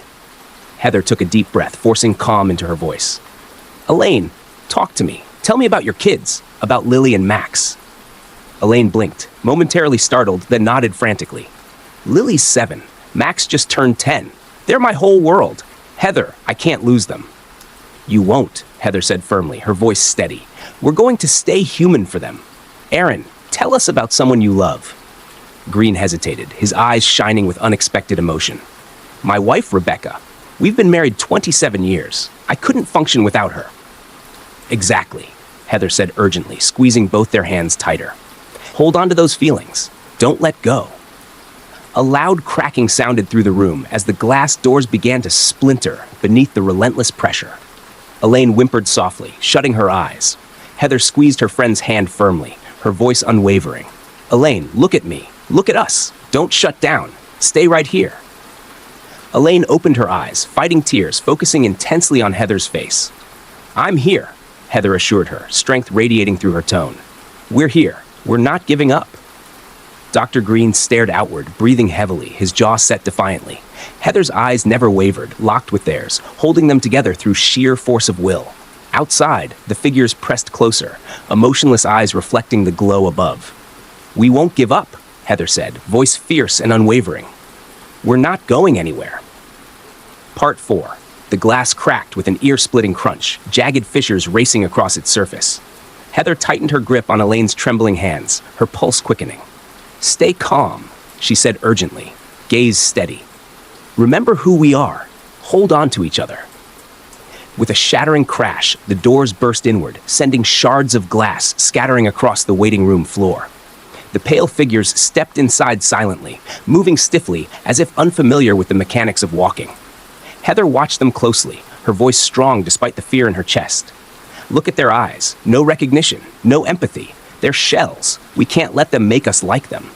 Dr. Green swallowed hard, voice shaking but defiant. So what do? Run? Heather shook her head sharply. No. If isolation lets them in, fleeing separately just speeds up the infection. We face this together, right here. The pale, plastic-like figures paused several feet away, forming a silent semicircular perimeter around the small group. Heather's voice rose, direct and challenging. Whoever, or whatever, you are, we won't give in. If you can understand me, listen. You cannot take our humanity without a fight. The figures remained silent, their emotionless eyes glowing faintly green. Suddenly, movement stirred behind them. Patient Zero emerged stiffly from the corridor, his plasticized limbs moving awkwardly. He approached, his mechanical voice distorted but distinct. Your defiance is meaningless. The rift has grown. Your world is merging. Heather faced him directly, unwavering. And why does that matter to you? Patient Zero stopped, head tilting jerkily, studying her closely. I am the first, the catalyst. Your emotional energy interferes. Resistance delays. Assimilation. So you need us empty, Heather said fiercely. But you're not empty, not entirely. Something human still exists inside you. I felt it earlier. He paused again, visibly disturbed, internal struggle flickering briefly across his frozen features. Too late for me. Already. Consumed. It's never too late, Heather countered urgently, stepping closer. You were someone before this. You had a name, a life, maybe family. Tell me, who were you? Patient Zero's eyes flickered, dimming and brightening rapidly. He raised a shaking, plasticized hand toward his temple, visibly distressed. Fragments left? It's painful. Heather pressed softly. Tell me, even fragments matter. They're proof you were human. He hesitated, then spoke, voice brittle. Jonathan, my name was Jonathan Bell. Lonely, forgotten. They found me in the spaces between. Jonathan, Heather repeated softly, holding his gaze. I won't forget you. You're still human. Still Jonathan Bell. Jonathan's expression shifted, briefly tormented by intense sorrow. It hurts to remember. Heather stepped closer again, her voice gentle but firm. That pain is what makes you human. Don't shut it out. Fight for it. Help us stop this. Jonathan shook his head stiffly, struggling. Cannot stop. They control. Fight back, Heather urged passionately. Jonathan, please. Your humanity can survive whatever came through that tear. Jonathan twitched violently, his limbs jerking, spasms rattling his plastic frame. He cried out, voice distorted and harsh. They are coming! Through me!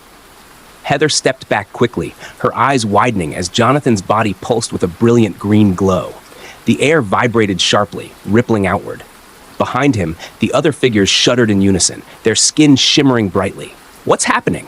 Elaine gasped fearfully. They're synchronizing, Heather said breathlessly, preparing for something. Jonathan's distorted voice rose in a distorted wail. I'm sorry, I cannot hold them back. Please, run! Heather stared, her mind racing. No, Jonathan. Isolation speeds infection, remember? We're stronger connected. Jonathan's anguished eyes met hers, genuine sorrow piercing his plastic features. Too late, for me, but save yourselves. A sudden, sharp explosion of energy radiated outward, knocking Heather, Green, and Elaine to the ground. Heather groaned, struggling to push herself up. Her ears rang sharply, disoriented. "Heather!" Elaine shouted desperately from beside her. "Look!" Heather turned sharply, horror tightening her throat. Jonathan's form was shimmering and had become translucent, a twisting convergence of luminous threads emanating from his body. Beyond him, a jagged fissure had appeared midair, a shimmering, impossible tear pulsating with otherworldly light. Through it, Heather glimpsed strange, writhing forms pressing through. "They're breaking through," Green shouted, staggering to his feet. "Heather, what do we do?" Heather stumbled upright, heart pounding fiercely. "We close the tier." "How?" Green shouted frantically. Heather's mind spun rapidly, eyes locked on Jonathan's tortured figure. "Emotion! Connection! Jonathan said our emotional energy interferes. Maybe we can close it together." "Just by feeling?" Green questioned, terrified. "By remembering who we are and holding on to it tighter than ever," Heather said passionately. "It's all we have left." Elaine nodded fiercely, her voice breaking. "Then we do it. Heather, will you lead us?" Heather grabbed their hands tightly, stepping forward to confront the unnatural tear head-on. She took a deep, steadying breath, voice rising clearly above the chaos. "My name is Heather Driscoll. I'm a nurse. I've dedicated my life to helping others, even when my own world was falling apart. I survived a painful divorce, loneliness, grief, but I never lost myself. Not fully. I won't lose myself now. I won't let you take me." Elaine's voice rose, trembling but clear. "My name's Elaine Carter. I'm a mother. Lily and Max need me, and I'll never stop fighting for them." Dr. Green's voice was raw, emotional. Aaron Green, a husband, a doctor, a man who loves his wife, who fears losing her more than anything. I won't surrender. The tear shuddered violently, distorting, energy pulsating frantically. Heather spoke louder, defiantly. "You can't have us. Our pain, our love, our lives, they belong to us." Jonathan's form flickered erratically, his voice emerging faintly, human and genuine one final time. "Yes, remember me. Please." "We remember you, Jonathan," Heather said firmly, tears streaming down her face. "We will never forget." The tear began to shrink rapidly, its edges dissolving as their combined emotional energy radiated outward. Jonathan's form faded slowly, peacefully dissolving into particles of light. "Thank you," his voice echoed softly, warmly, as he disappeared into gentle luminescence. Heather, Elaine, and Green stood together, breathing heavily as the dimensional rift closed completely. Around them, the mannequin-like figures collapsed lifelessly to the floor, no longer animated, just empty shells once more. Elaine let out a sobbing breath, gripping Heather's arm tightly. "Is it over?" Heather stared silently where Jonathan had vanished, her voice soft and uncertain. "I don't know, but right now, we're still here, and we're still ourselves." Dr. Green exhaled shakily. "Then that's enough. It has to be." Heather nodded slowly, exhausted but determined. She glanced at the shattered entrance, now quiet under darkened skies, the strange green glow fading gently. But as they stood together, silently comforting each other, Heather felt a quiet, unsettling thought in the back of her mind. Jonathan was just the first. But how many more worlds are out there, lost and lonely, drifting in the spaces between? Part 5. Heather stepped carefully among the silent, motionless forms littering the waiting room. She knelt beside one, her fingers brushing its smooth, cold skin. It was inert now, entirely lifeless, a hollow plastic shell. "They're all empty," she murmured quietly. "Nothing left." Elaine joined her slowly, shivering despite the quiet. "Will they ever wake up?" "I don't think so," Heather replied softly, standing again. "Whatever animated them vanished when we closed the tier." Dr. Bob Green approached them cautiously, his eyes wide with disbelief. "It seems surreal. One minute they were alive, dangerous, and now they're just shells," Heather finished for him, her voice weary but gentle. "We should move them somewhere safe, carefully, just in case." "Agreed," Green replied. "We'll clear the clinic and keep it isolated until authorities arrive." Heather looked toward the shattered entrance doors, her expression grim. "Assuming they ever do." Elaine shook her head, anxiety flickering in her voice. "You think this is happening everywhere?" Heather sighed deeply. "I honestly don't know. But until we can contact someone outside Mercy Creek, we need to assume we're on our own." Green nodded slowly. We'll manage. At least we know how to fight it.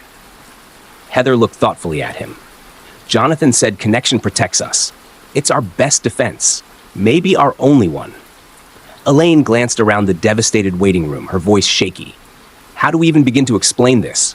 Heather met her gaze, speaking clearly. We tell the truth. Exactly what happened, no matter how unbelievable it sounds. People need to know what we learned about isolation, connection, and emotional vulnerability. Dr. Green sighed softly, glancing toward the hallways. I'll start documenting the details. Every piece of evidence, every observation we have. Good, Heather agreed, looking again at the still bodies. I'll help Elaine move them. We'll keep them in one place, respectfully. After all, these were our neighbors. Elaine nodded quietly. They deserved better than this. Heather placed a gentle hand on her friend's shoulder. They did. But we're still here, and that means we have a chance to make sure no one else faces this.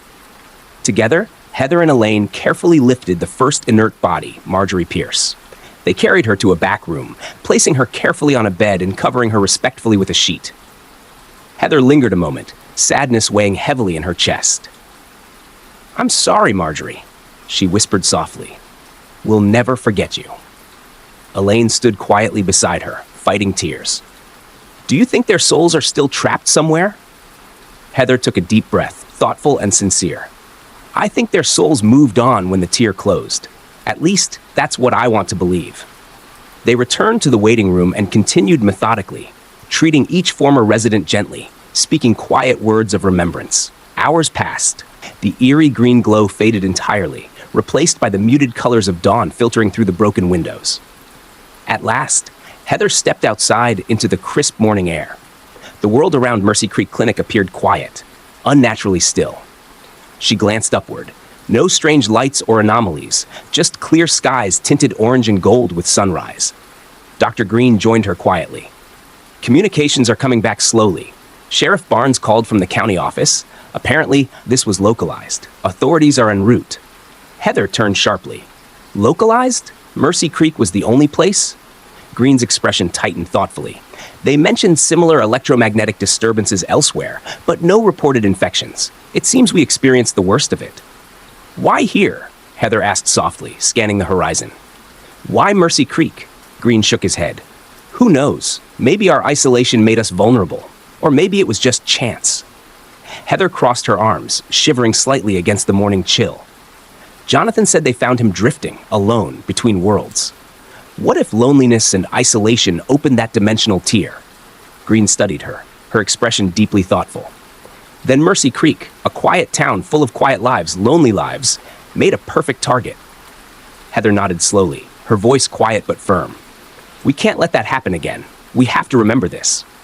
The faint sound of approaching sirens broke the morning stillness, signaling the return of the outside world. Elaine stepped outside, exhausted but hopeful. Heather, help is coming. Heather smiled faintly, relief mingling with unease. Good. Let's meet them and explain everything. And let's hope they listen.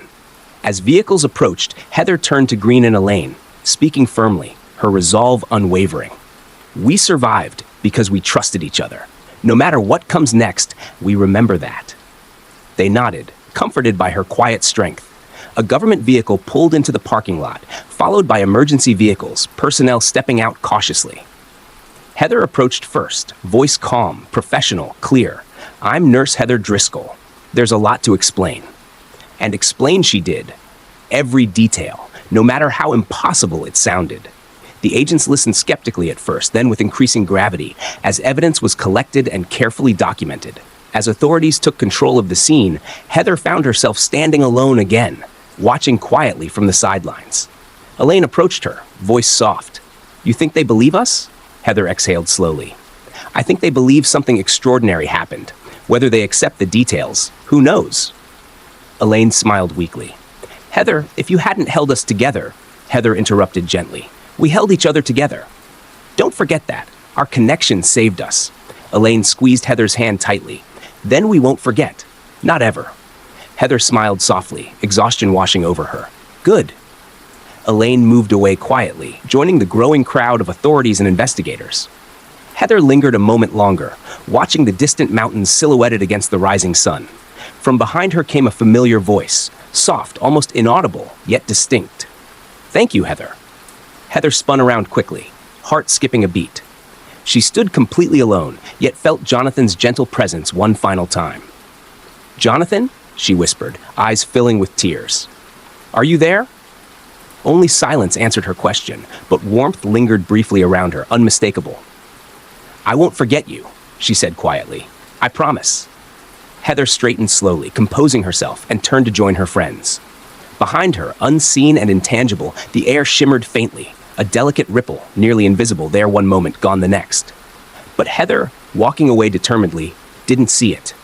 Yet, in the quiet and otherwise uninteresting part of the country where I grew up, there is an old urban legend involving the small town of Tartarus, an isolated and unincorporated community that apparently once existed on the far western boundary of our county. I say apparently because there is no official record of the town ever existing. It doesn't appear on Google Maps and isn't listed in any of the records held in the state archives. In fact, you won't find Tartarus mentioned in most of the local history books or road maps, except for the occasional reference in long, outdated texts, which historians and local authorities dismiss as errors. Still, these obscure records do exist if one digs deep enough. The government may deny its existence, but that's just the official position. Many living in the county claim to remember Tartarus all too well. Those of the older generations are more likely to recall the small settlement, or at least have fleeting memories of it. I've spoken with many who remember visiting the town during their childhood, and some who claim to have had friends or distant relatives who lived there. There's other evidence too, like the fact that an old, disused road runs through the western hills and then stops in the middle of nowhere. No one in a position of authority can explain why the road was constructed, but oddly enough, it leads directly to the spot where Tartarus was rumored to have been located. So the question remained, if Tartarus did once exist, what the hell happened to it? Well, that's the mystery. Those who remember the town can't recall any mention of it past the late 70s. It's the oddest thing, and is often cited as the perfect example of the Mandela effect. There were theories about what might have occurred, most of them outlandish and far-fetched. Growing up, I heard stories of mass alien abductions and secret government experiments gone wrong. Honestly, I had no idea of the truth. But I was fascinated by the story of Tartarus from a young age. During my teenage years, I often asked my parents to borrow the car so I could drive up there and investigate. But Mum and Dad were dead against it, and my father warned there'd be hell to pay if I went against his wishes. I moved out of state once I turned 18, living in the city and making a life for myself. I never forgot about the Tartarian mystery, however, as the legend of the missing town continued to fascinate me. I only returned home twice in the years that followed. First when my mother passed away, and again when my dad died less than 2 years later. I stayed for some time after my father's passing, organizing the funeral and putting his estate in order. I worked through my grief during this time, but realized I probably would never visit this part of the world again. And so, I decided to take the opportunity to finally visit the fabled site of Tartarus. I don't really know what I expected to find out there. It may sound like a cliche, but what I discovered at the cursed location changed my life forever.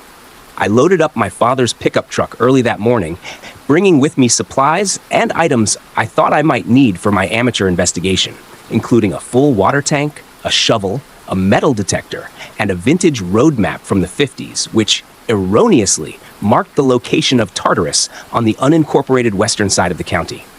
It was a 4-hour drive out to the site, most of it along back roads and through flat countryside and endless cornfields.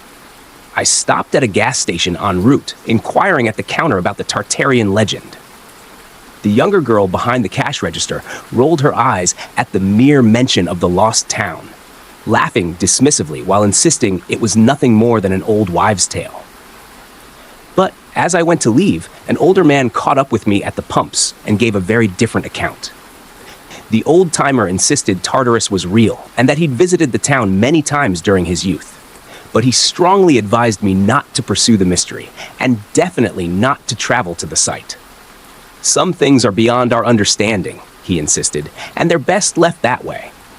Perhaps I should have listened to him. But I'd waited so long and needed to discover the truth for myself, and so I drove on. It wasn't far after the gas station when I needed to leave the main road and drive down the unmarked thruway that led to the Tartarus site. The abandoned road was rough, unmaintained, and full of potholes, but it was just about passable. According to my old map, the disused road led through the Dante Hills, across a dried-up riverbed, and ended at the town itself. There was a problem, however.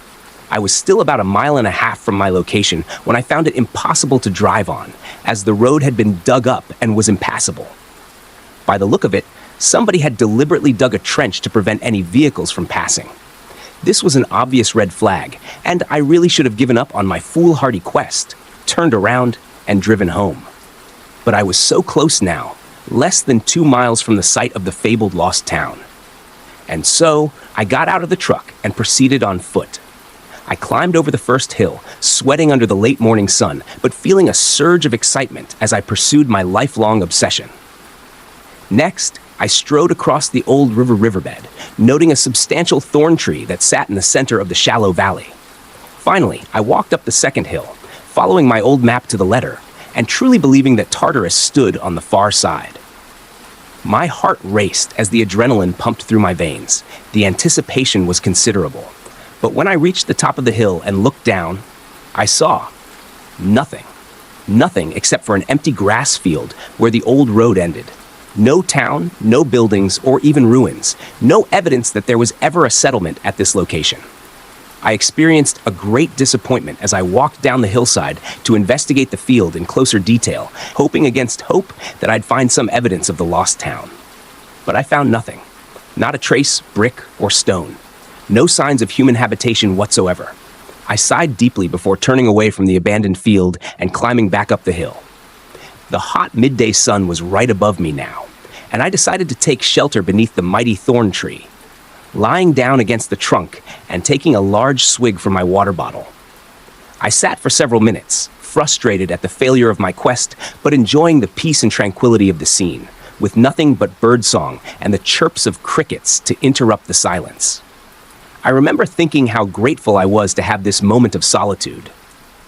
I hadn't found Tartarus, but at least now I knew the truth, and I could rest easy knowing the town was indeed a myth. I continued to relax under the shade of the tree, but suddenly something unexpected and horrifying occurred. The soil beneath me started to collapse, and my body began to sink into the ground. I awoke hours later, apparently in the same spot where I'd started out, back under the thorn tree in that riverbed. The sun had moved in the sky, and when I checked my watch, I discovered it was late in the afternoon. Checking my body, I saw no signs of the roots that had previously wrapped themselves around me. This made no sense. Had I imagined the entire incident? Was it all a dream? I didn't want to be here any longer. Something about this place wasn't right. Pulling myself up on shaking feet, I decided to return to my car and drive home. But something very weird happened. As soon as I started trekking up the eastern hill, I began to feel lightheaded, and then my eyes rolled back and everything went black. A second later, I was back under the damned thorn tree, right where I'd started. I must have repeated the same ritual 5 or 6 times, and the same thing happened on each occasion. Every time I walked halfway up the hill before losing consciousness, only to awaken back at the tree. I started to panic in that moment, as I didn't understand what was happening to me. It defied all logic or rational explanation. I physically couldn't return to my car the way I'd come. It was as if there were an invisible barrier preventing me from proceeding. Shaking my head in disbelief, I tried to control my anxiety and come up with a new plan. For whatever reason, I couldn't go east. Perhaps I could walk westward and circle around. And so, this is what I attempted to do. I climbed over the hill to the west and was relieved when I didn't pass out. But once I reached the top and looked down, I got the shock of my life, because I was no longer standing over an empty grass field. Instead, I was observing a small but bustling town, consisting of a large municipal building, a row of tidy stores, and a scattering of houses surrounded by white picket fences, all set along a narrow, paved road. I could even see people walking up and down the main street, men in jeans and women in summer dresses, all going about their business with seemingly not a care in the world. For a long moment, I just stood there on the hillside, frozen in shock as I stared down at the impossible settlement. I was nervous and more than a little frightened, but I'll admit to feeling a surge of excitement, because I'd finally solved the great mystery after all these long years. The town of Tartarus was real, and I'd found it. Obviously, the whole situation was very bizarre and unnerving. I should have proceeded with caution, but my curiosity got the better of me as I slowly walked down the hillside toward the small town. I was filled with a strange enthusiasm as I strolled along the paved street, closely observing everything around me. What I saw was a tidy and well-kept small town, with electric lamps and flower pots lining both sides of the road. There were several stores with neat windows and advertisements for bargains on fresh food and homemade clothes. The whole place looked like a throwback to a previous era, right down to the quaint town hall halfway up the street. A white building with Roman-style columns at its front and an old but carefully maintained flag flapping in the light wind. There was something quite charming about the little settlement of Tartarus, but I was so awestruck that I missed the obvious warning signs. As I proceeded along the street, the residents stopped whatever they were doing and stared in my direction. I spotted an old man sitting on a bench, a young girl crossing the street, and a middle-aged woman peering out from the window of her store. Their eyes were all fixed upon me, not with curiosity, but with fear and loathing. I waved and smiled in an attempt to show I wasn't a threat, but it only made them angrier. I felt increasingly uncomfortable under all those hostile gazes. Clearly, they saw me as an intruder in their hometown, and I wasn't welcome. But it got worse. As I came closer to the town hall, I became aware of a foul smell, something akin to rotting flesh. A cold dread gripped me as I slowly approached the building, looking up to witness a scene of gory horror. A dead man was hanging beneath the columns, strung up by the neck with a crude sign pinned to his ragged shirt. Clearly, the man had been dead for some time. His skin had turned gray, and buzzards and insects had picked at his rotting flesh. It was a horrifying and disgusting scene, but perhaps the most chilling detail was the sign attached to his chest, which read, "He broke the rules and paid the price." I backed away in revulsion, retching as I resisted the urge to vomit onto the street. I realized then that I was in considerable danger. I needed to get the hell out of this town, but it was already too late, as word of my presence had spread. I turned to see half a dozen men approaching from the far side of the street, their eyes full of anger and malice. One burly, bald-headed man wore a tan shirt with a sheriff's badge pinned to his chest and carried a hunting rifle aimed directly at my head. Another 4 men followed close behind, armed with bats and clubs. The 6th man, perhaps the most disturbing, wore a neat dark suit and had the cold, focused eyes of a predator. I didn't attempt to run as the dark-suited man pushed his way to the front of the mob and shouted toward me in a raspy but commanding voice. "You there! What the hell are you doing in our town?" I was frozen under his accusatory glare, fearing to speak in case I said the wrong thing. Eventually, I managed to splutter out a reply in what I hoped was a conciliatory tone. "Sir, I am a visitor from the eastern side of the county. I've been searching for your town for some time. I don't mean any harm." "I'll be the judge of that," the man shot back aggressively. "I am the mayor of Tartarus, and it's my responsibility to look after the townsfolk. We don't care for outsiders around here. People like you come in and disrupt the equilibrium. Do you know what I mean?" I nodded, replying calmly as I tried not to escalate the situation. "I must apologize, sir," I said meekly. "Clearly, I made a mistake in coming here." I glanced fearfully at the body hanging above the town hall's front door. "I'll get going and leave you good folk in peace." The mayor smiled sadistically before muttering his answer. "I'm afraid it's too late for that."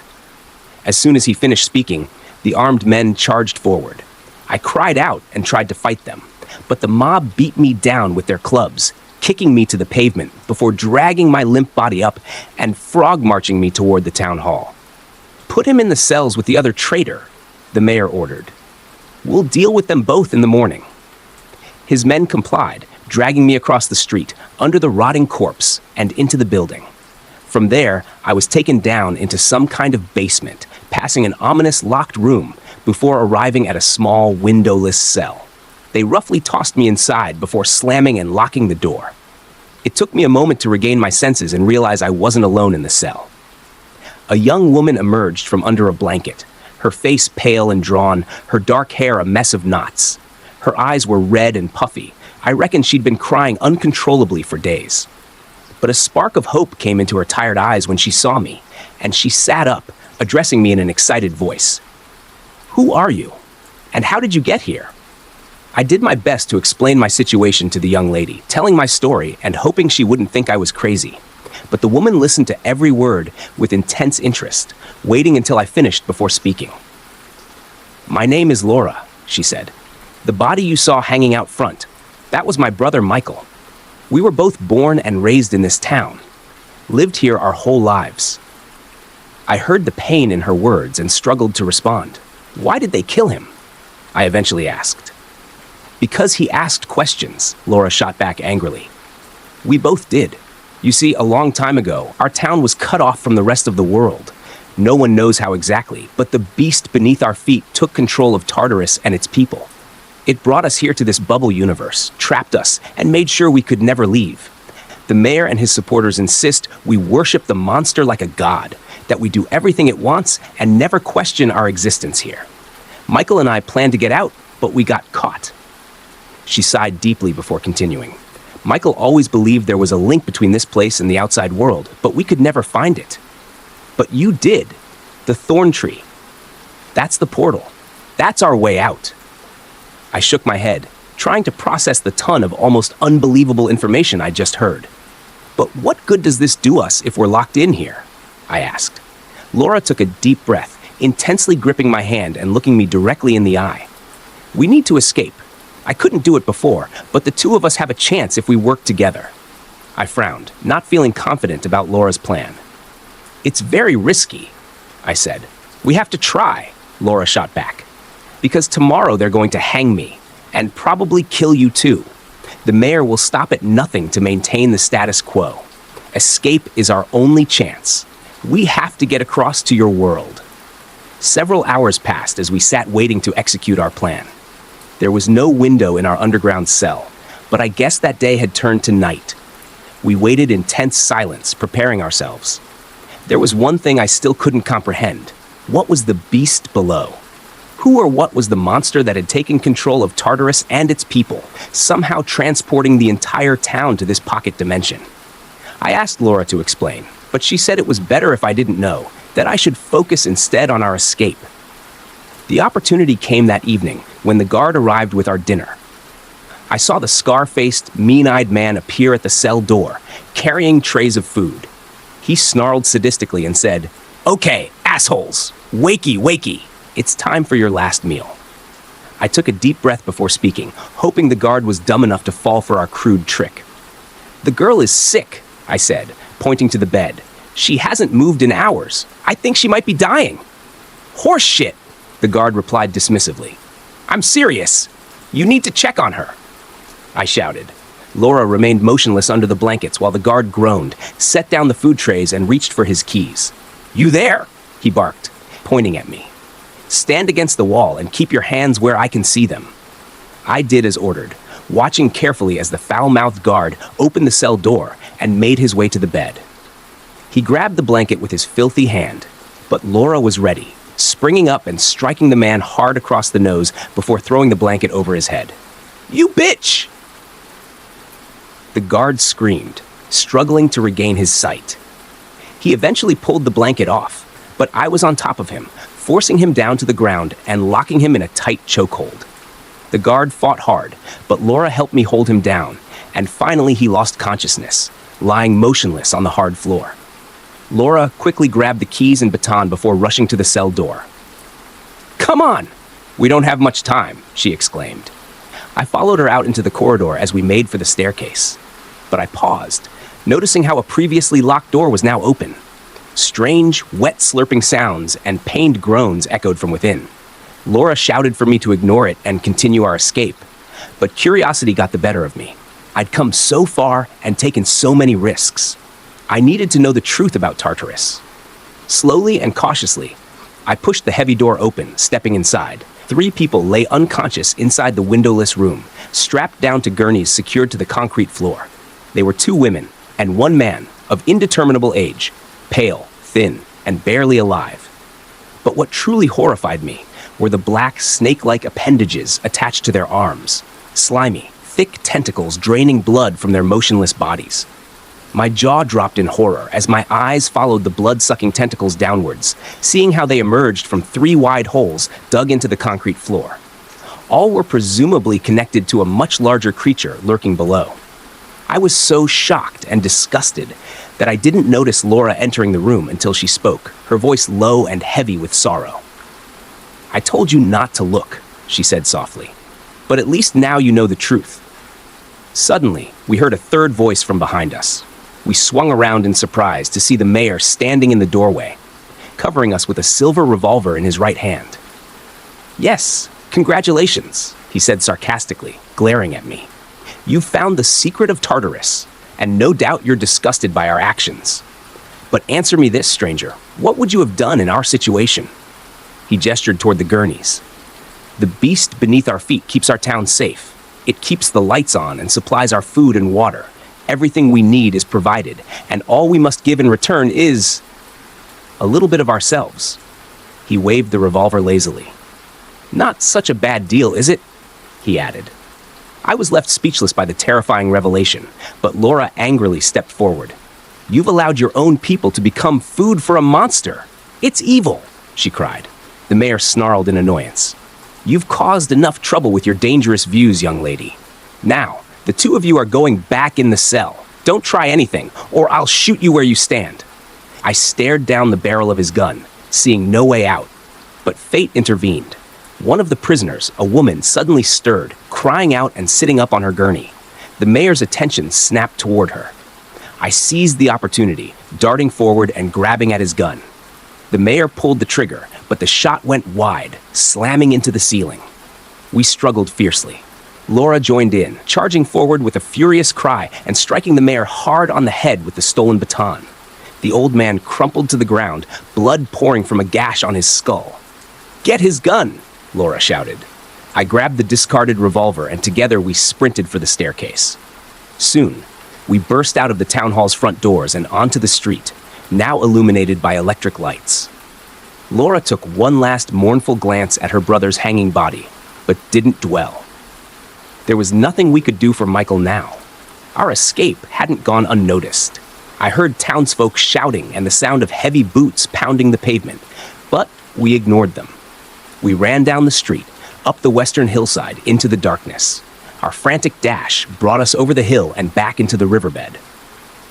I fought to control my panic as I searched the shadows for the thorn tree. Finally, I found it, looming and twisted against the night sky. "It's here," I cried, dragging Laura toward it. I didn't have a magic word to activate the portal. Desperation took over as I stomped wildly on the ground beneath the trunk, shouting in frustration when nothing happened. The pursuers were almost upon us. I could see their dark silhouettes closing in. "Damn it! Do something!" Laura screamed. I didn't know what else to try. And then, miraculously, the same process that had brought me here repeated itself. My feet sank into the earth, and the tree's roots curled around my legs, pulling me down into the soil. "It's working! Come on!" I reached out, grabbing Laura's hand. But then came the sharp crack of a rifle. Laura's body jerked violently as the bullet tore through her back. She collapsed into my arms. I came to beneath the thorn tree, with the moon shining down upon me. The riverbed was quiet and empty. Our pursuers were gone. I could only assume we had made it back to my world. But my relief was short-lived. When I looked at Laura, I saw the life had left her eyes. She was no longer breathing. I stayed with her until dawn, cradling her cold body in my arms as I grieved for the young woman. I had only known her for a short time, but I owed her my life.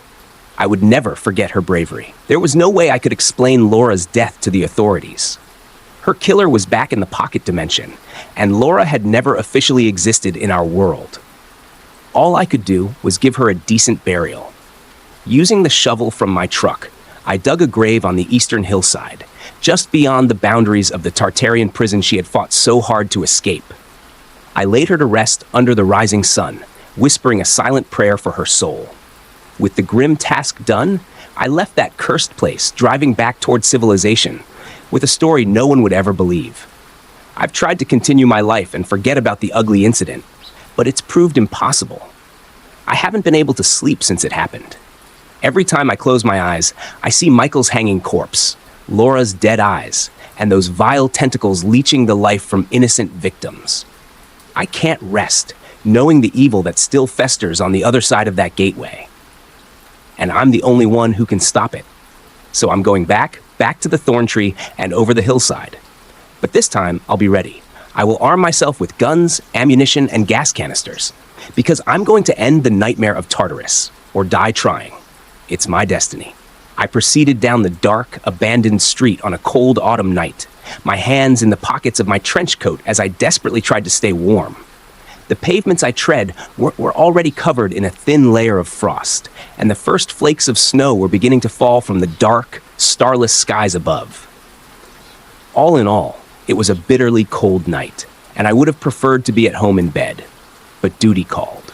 I had an unpleasant job to do this evening, and the cold weather worked to my advantage, as there were few people on the streets, which meant fewer potential witnesses. Using my mental map, I walked down Palmero Street in the Little Italy district and was pleased to find the block abandoned, with not a soul to be seen on either side of the road. So far, so good, I thought.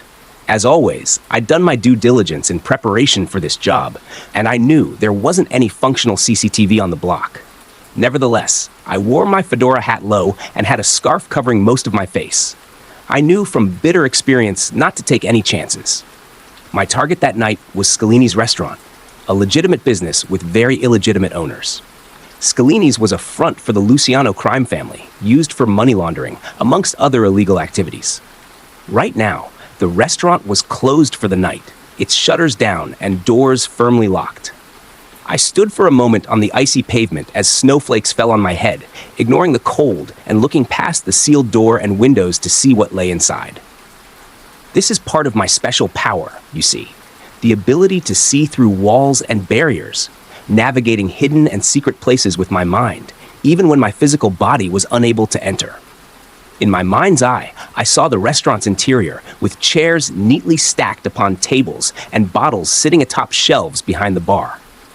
For a moment, I considered starting the conflagration at the bar, but realized this could lead to unwanted questions from the police and insurers, not to mention the Luciano family enforcers.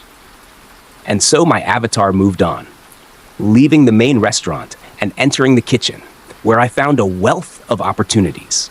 Picking my target, I focused all my mental strength on the gas oven, drawing the hidden energy out from the cold air and using my mind to shape invisible atoms into sparks. The fire took root inside of the oven, small at first, but soon growing into a powerful inferno that consumed everything in its path. Soon, the entire kitchen was burning, and the rest of the establishment would shortly follow. I exited my trance state at this point, my mind returning to my body as I no longer needed to observe and control events through my avatar. Because now, I could see the flames behind the windows and smell the smoke rising from the building's roof. The restaurant's fire alarms were blaring, and I could hear the distant sound of sirens. The firefighters were en route, but it was already too late. My work here was done, and I didn't want to be around when the authorities arrived. So I turned my back on the quickly burning structure and retreated into the shadows and back streets, making good my escape. I arrived home shortly before dawn, remaining as quiet as possible as I threw my clothes into the washer. I didn't think there was a risk of forensic evidence. I hadn't entered the building after all, and there was no smoke or cinders on my clothing. Nevertheless, this was my post-job ritual. I guess I just felt unclean after doing the mob's dirty work. One step closer, that's what I kept telling myself. This attack brought me closer to being free from my obligation to Don Barzini. A few more arson jobs and my debt would be cleared, and finally, I could move on with my life and become a decent father to my child. With my ritual completed, I quietly ascended the staircase and gently opened my daughter's bedroom door. I watched for a moment as she slept, noting how her tiny body twitched under the covers, and she murmured whilst suffering from yet another nightmare. Watching my little girl suffer broke my heart, and all I could do was approach her bed, tuck my child in, and kiss her gently on the forehead in an attempt at reassurance. With this small act of fatherly love completed, I exited my daughter's room and went to my own bed, laying on the hard mattress and staring up at the ceiling. I knew I wouldn't sleep during what little remained of that night, guilt and anxiety eating away at me, as I once again questioned why God had cursed me with this so-called gift. There's no support group for the affliction I suffer from. I can't turn up to the back room of a church and announce, "Hey, my name is Paulo, and I'm a pyromancer." I don't know where I got this power from. Is it hereditary? Could my father do the same things I can? Unfortunately, he didn't stick around long enough for me to find out. And will this curse be passed on to my daughter? Will she inherit my powers once she comes of age? I pray every night that this won't be the case. I wouldn't wish this gift on my worst enemy, let alone the most important person in my life. More than anything, I just want my little girl to have a normal, safe, and happy life, especially after everything I've put her through. What can I say about my own upbringing? I haven't had an easy life. That's not an excuse for all the crap I've done, but it's the truth nonetheless. My father wasn't around, and my mother was a drunk. She had a series of abusive boyfriends, and I was a troubled kid who had taken a lot of beatings. Oddly, I can't remember the first time I created fire using nothing but the power of my mind. I know it started shortly after puberty and was initially closely linked to my emotions. When I felt angry or sad, I burned things, taking small comfort from the flames. I had no real control over my powers back then, and the reckless fires I started burned fiercely, destroying property and sometimes causing severe injuries. It was only later that I honed my skills, controlling both my emotions and the fires as my attacks became more targeted. I eventually realized I didn't even need to be in the same room or building to unleash a fiery inferno. I could leave my body in the moment, becoming an avatar who could move through walls and conjure flames from thin air. I'd like to say that I always used my powers for good, but sadly, this wasn't the case. I was a troubled kid in desperate need of money and sold my powers to the highest bidder, which eventually brought me into contact with the criminal underworld. So many arson attacks followed, too many to remember. In time, they all merge into one horrendous inferno in my memory. I became sickened by the violence and turned to alcohol and drugs, realizing that my powers were dulled whilst I was intoxicated. It was around this time that I fathered a child, but I wasn't there for her and her mother in the early years. My life spiraled out of control, and ultimately, I ended up in prison. This was a turning point for me. I got clean and kept my powers in check, becoming a new man by the time I got released. In a sad twist of fate, my ex-girlfriend died suddenly, and I was forced to become a full-time parent to my daughter, a girl of 10 who'd lived her short life without knowing her father. It wasn't easy taking her in, but this was the best thing to ever happen to me. I wanted so badly to be a good father and law-abiding citizen. But sadly, I couldn't escape from my past. My years of addiction had devastated my finances, and I still owed a substantial debt to my former employers, the notorious Barzini crime family. Threats were made, and I reluctantly agreed to pay off my debt the only way I knew how, by committing untraceable arson attacks and burning rival businesses like Scalini's to the ground. And so, this is the unfortunate situation I was in when my story began. I was walking a tightrope whilst trying to keep my two lives separate, but of course, it couldn't last. I met Silvio Barzini the next day in a mob-affiliated bar on the outskirts of Little Italy, arriving at lunchtime when the place would be quiet. I found Silvio sitting in a corner booth, nursing a small glass of red wine, and noted the finely tailored suit he wore. The mobster's appearance was always immaculate. Silvio didn't rise from his chair as I approached, instead smiling thinly as he watched me closely with his dark, predatory eyes. He motioned for me to take a seat in the booth, which I reluctantly did. Silvio was the Don's nephew and a rising star in the crime family. He was also my handler and assigned me arson jobs, so I had no choice but to deal with the gangster. I knew Silvio Barzini's reputation for violence and didn't wish to get on his wrong side. He offered me a drink, which I politely refused, as I wanted to get straight to business. Was the boss happy with the job last night? I asked cautiously. Silvio nodded and took another sip of wine before replying. He was content, a small job in the grand scheme of things, but useful nonetheless. I paused for a moment, struggling to ask my next question. How many more? I finally uttered. How many more jobs until my debt is cleared? I didn't know how Silvio would react to my pressing question. I feared he might become angry, and so I was surprised to see him smile like a crocodile as he met my eye. Funny you should mention it, my friend. We have a big job for you, very important for the family's future. If you succeed, all debts will be cleared and your obligation to us fulfilled. However, if you fail, there will be serious consequences. I could hardly believe what I was hearing and struggled to comprehend what I'd been told. One big job and I would be free, but Silvio had also delivered a thinly veiled threat, and so I realized the stakes were high. Nevertheless, the prospect of my debt being fully cleared was just too enticing, and so I took the bait. Okay, what do you need me to do? I asked. Silvio's menacing grin didn't falter as he carefully reached into his jacket pocket and removed a small, folded sheet of paper. A former associate of ours has unwisely decided to cooperate with the federal government, he explained in a hushed voice.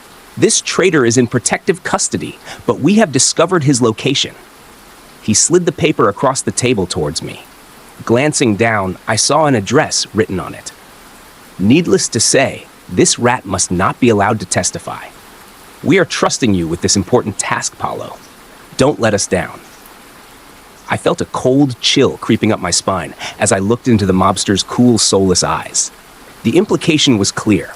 The Barzini family was asking me to carry out a murder, the only crime I'd never previously committed. I'd burned down buildings, torched cars, and put people in the hospital. But I'd never killed anyone before. This wasn't a line I wished to cross. But what choice did I have? Silvio had made it clear that failure wasn't an option, and this one last act of violence would finally permit my daughter and me to live in peace. So, to my internal shame, I pocketed the address and meekly nodded my head, agreeing to kill a man in exchange for my freedom. What can I say about my final job for the Barzinis? I spent several sleepless nights going over it in my head, desperately trying to find some way out of the heinous task. But in the end, I could think of no alternative, and so I made my way to the address scribbled on that piece of paper.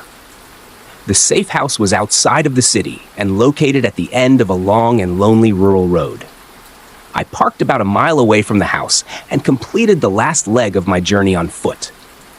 It was a cold night for a walk, but I didn't want to pull up in my car and alert the target. The informant was holed up in a literal cabin in the woods, and I was able to hide behind the darkened trees and observe the goings-on inside.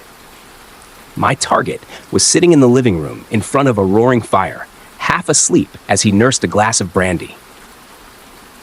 The job would be so easy, I thought. Just one spark from the fireplace and the whole wooden structure would go up in smoke. The feds would be suspicious, of course, but they wouldn't be able to prove it wasn't an accident. It was a simple thing for me to start the fire, and yet I hesitated. And thank God I did so. Because a moment later, a second figure entered the living room. A young girl with long, flowing dark hair that jumped onto her father's lap, waking him from his semi-slumber. I watched the father and daughter interact for a time and saw the love between them. And of course, I couldn't do the job. I would not burn a girl the same age as my daughter. There was just no way. And so I abandoned my mission of murder and left the family in peace, retreating through the forest and returning to my car. I knew there would be repercussions for my failure to complete the job, but I didn't expect them to be so sudden and so violent. I was driving my daughter to school the next morning. She was sullen and uncommunicative, sitting in the back seat whilst scrolling on her tablet.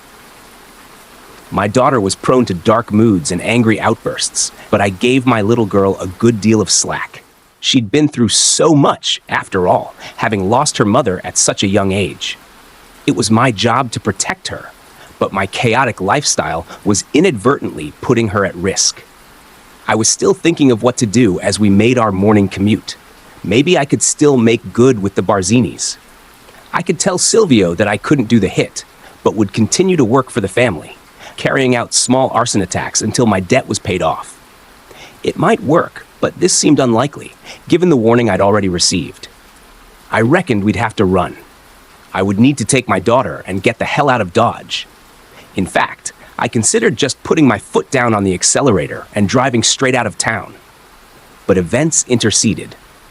We stopped at a red light, and I didn't notice the dark Cadillac pulling up beside me. Not until it was too late. It all happened so fast. I spotted the dark-tinted window lowering and caught a glimpse of the gunman in the back seat. My instincts burst into action as I shouted a warning to my daughter and dove into the back seat to protect her. Simultaneously, the gunman opened fire, unleashing a stream of deadly bullets that tore through my car, shattering the windows and penetrating the interior. I heard my girl's scream of terror over the thunderous din of gunfire as I grabbed hold of her tiny body. The attack ended as quickly as it began, as the black car sped off through the lights, leaving a scene of devastation behind them. Pulling myself up, I soon realized that I hadn't been shot. But my daughter wasn't so lucky. To my horror, I looked down and saw my girl's wide eyes full of terror and pain. A bullet had torn into her right shoulder, and she was bleeding heavily. I fought hard to control my panic as I applied pressure on the wound, reassuring my daughter as I screamed at a passerby to call an ambulance. 2 days later, I was back on the streets, back on my old stomping grounds in Little Italy. My little girl had survived the shooting, but only just. The surgeons had removed the bullet from her shoulder, and she was in recovery. Her condition was serious but stable. If the bullet had struck an inch to the left, she'd be dead. I should have been with her in the hospital, but instead, I had one last job to do. The fear I had about my daughter's condition was soon replaced by raging anger, unlike anything I'd previously experienced. I knew she would never be safe as long as the Barzinis lived, and I wanted revenge on the bastards who'd done this to her. And so, I found myself standing on the pavement opposite the members' club that served as the Barzinis' headquarters, trying to funnel my seething anger into a targeted attack upon my enemies. I used the full extent of my powers, leaving my physical body as my avatar passed through the walls of the building and secretly observed the scene inside. I counted 7 men in the back room of the clubhouse, including Don Barzini, the gray-haired, overweight boss of the crime family who sat sipping red wine whilst taking counsel from his men. Silvio was there, of course, speaking in hushed tones to his Don about the family's nefarious business. 2 other men sat around the table, well-dressed mobsters who I believed were capos in the Barzini organization. Meanwhile, 3 younger men in tracksuits sat at a separate table on the far side of the room, drinking beers and playing cards. I guessed they were associates or bodyguards. It didn't matter to me, however. All the men in the clubhouse were gangsters and fair game in my eyes. I put all doubt to the back of my mind, focusing all my attention and power on a single point in the room as I was determined to unleash the deadliest and most destructive fire I'd ever created. The fire started at the associates' side table, their cards suddenly bursting into flames as the astonished trio jumped up from their chairs and cried out in dismay. It took a moment for the Don and his captains to recognize the imminent threat. By the time they did, it was already too late, as the flames spread so quickly. I took a grim satisfaction as I watched the gangsters fight for their lives, struggling to escape the growing inferno, but instead being consumed one by one. I particularly enjoyed seeing Silvio betray his beloved Don, refusing to help the old man as he clambered over him in a desperate attempt to save his own skin. As it happened, Silvio made it further than any of the others, escaping the back room and even making his way out onto the street, even though the flames had consumed his body. The doomed man screamed in agony as he burst through the door, and I no longer needed my avatar to see the bastard, as he was standing and burning on the street opposite me. I'm glad I was the last face Silvio saw before his demise, because he knew I was the one who'd killed him. The gangster cried out as he tried to reach for his gun, but his body was burned beyond repair, and he collapsed down to the pavement as bystanders screamed and sirens blared in the distance. I smiled grimly, taking one last look at the raging inferno and charred bodies before I calmly fled from the scene. It didn't take long for the doubts to enter my head as I drove from the scene of the crime, still seeing the rising smoke and flashing lights in my rearview mirror. Honestly, I didn't regret killing those men in such a horrific manner. I thought I'd find it more difficult to take 7 human lives, but I could have killed 700 or even 7,000 if it meant protecting my only child. And besides, those bastards had it coming. Still, I knew this wouldn't be the end of it. I wasn't worried about the cops. Even if they did link me to the crime, there would be no forensic evidence. The mob was another matter, however. Don Barzini and his top lieutenants were dead, but there were many other soldiers in the family who would surely seek revenge. And then there was the commission. The other families might be happy to see Barzini gone, but they couldn't let such a brazen attack upon their organization slide. I knew I would never be safe from this day onwards. But what should I do? I fully intended to spend every hour and day at the hospital until my girl recovered, and then we'd run. The two of us would start up somewhere new under an assumed identity. Maybe it would work out, but I'd always be looking over my shoulder. I felt sick with worry as I walked down the hospital corridor and entered my daughter's room, seeing her asleep in bed, her shoulder wound bandaged and an IV drip hooked into her arm. It broke my heart to see her like this, and I was so distracted that I almost missed the mysterious figure sitting in the corner of the room. "She was awake earlier," announced the intruder. "Still weak, of course, but the girl is strong and resilient. I believe she's well on the way to recovery." I turned defensively to face the newcomer, seeing a smart and handsome man dressed in a black polo neck that shot me a charming smile and met my gaze with sharp, focused eyes. I was understandably on edge and viewed the stranger as a threat, snarling at him as I narrowed my eyes. "Who the hell are you?" I demanded. The intruder shot me a disarming smile as he slowly rose from his seat and held out his hand in an apparent show of friendship. "Forgive me, Paulo," he said. "I apologize for the direct approach, but I just had to meet with you. My name is Mandrake, and I have a proposition for you, one which I think you'll be very interested to hear." I clenched my teeth and refused to shake his hand. Something about this guy wasn't right, and I remained highly suspicious. Honestly, my first instinct was to unleash violence, but this Mandrake character had me in a difficult position. I couldn't summon the flames in this small hospital room without putting my daughter at risk. Besides, Mandrake could easily draw a weapon and take me out before I could use my special power. Whoever this guy was, he was smart and held all the cards. "Are you one of Barzini's men?" I asked defensively. Mandrake let out a dry chuckle, shaking his head dismissively before responding. "Good Lord, no. I'm no gangster, Paulo. Quite the opposite, in fact. I'm not your enemy. Actually, I hope to be a good friend to you." He paused, motioning to the second chair at the opposite side of the room. "Please, Paulo, please take a seat so we can talk." I didn't like this situation, but couldn't see that I had any choice, so I grabbed the chair and sat down opposite to him. "What is it you want from me?" I asked suspiciously. Mandrake's friendly smile didn't falter as he explained his intentions. "Well, Paulo, I know you and understand your situation. I also know what you did today, and I fully support your actions. Frankly, you've done our city a great service by eliminating the leadership of the Barzini crime family. You have a great power in your hands, Paulo. In the past, you've used these special skills for the benefit of criminals and gangsters. But no more, my new friend. I want you to work for me." I scoffed in contempt before replying. "So, you want me to burn people for your gang? To condemn more innocents to suffer and die?" Mandrake's grin faded ever so slightly as he spoke in a harsher tone. "I told you, Paulo, I'm not a gangster. In fact, I head up an organization of remarkable individuals like yourself who are fighting to end the reign of crime and terror that has plagued this city for too long. I believe you'll make a fine addition to our association." I shook my head, intrigued but not convinced. "No, I can't do this anymore," I replied. "I just want to keep my daughter safe." Mandrake nodded his head in apparent understanding, glancing over at my little girl, sleeping soundly in her bed. "I get it," Mandrake responded. "You're a loving and devoted father. That much is obvious. The Barzini crew deserved to die for what they did to her. But what about the other soldiers? The other families? As powerful as you are, Paolo, you and your daughter will never be safe from mob retaliation.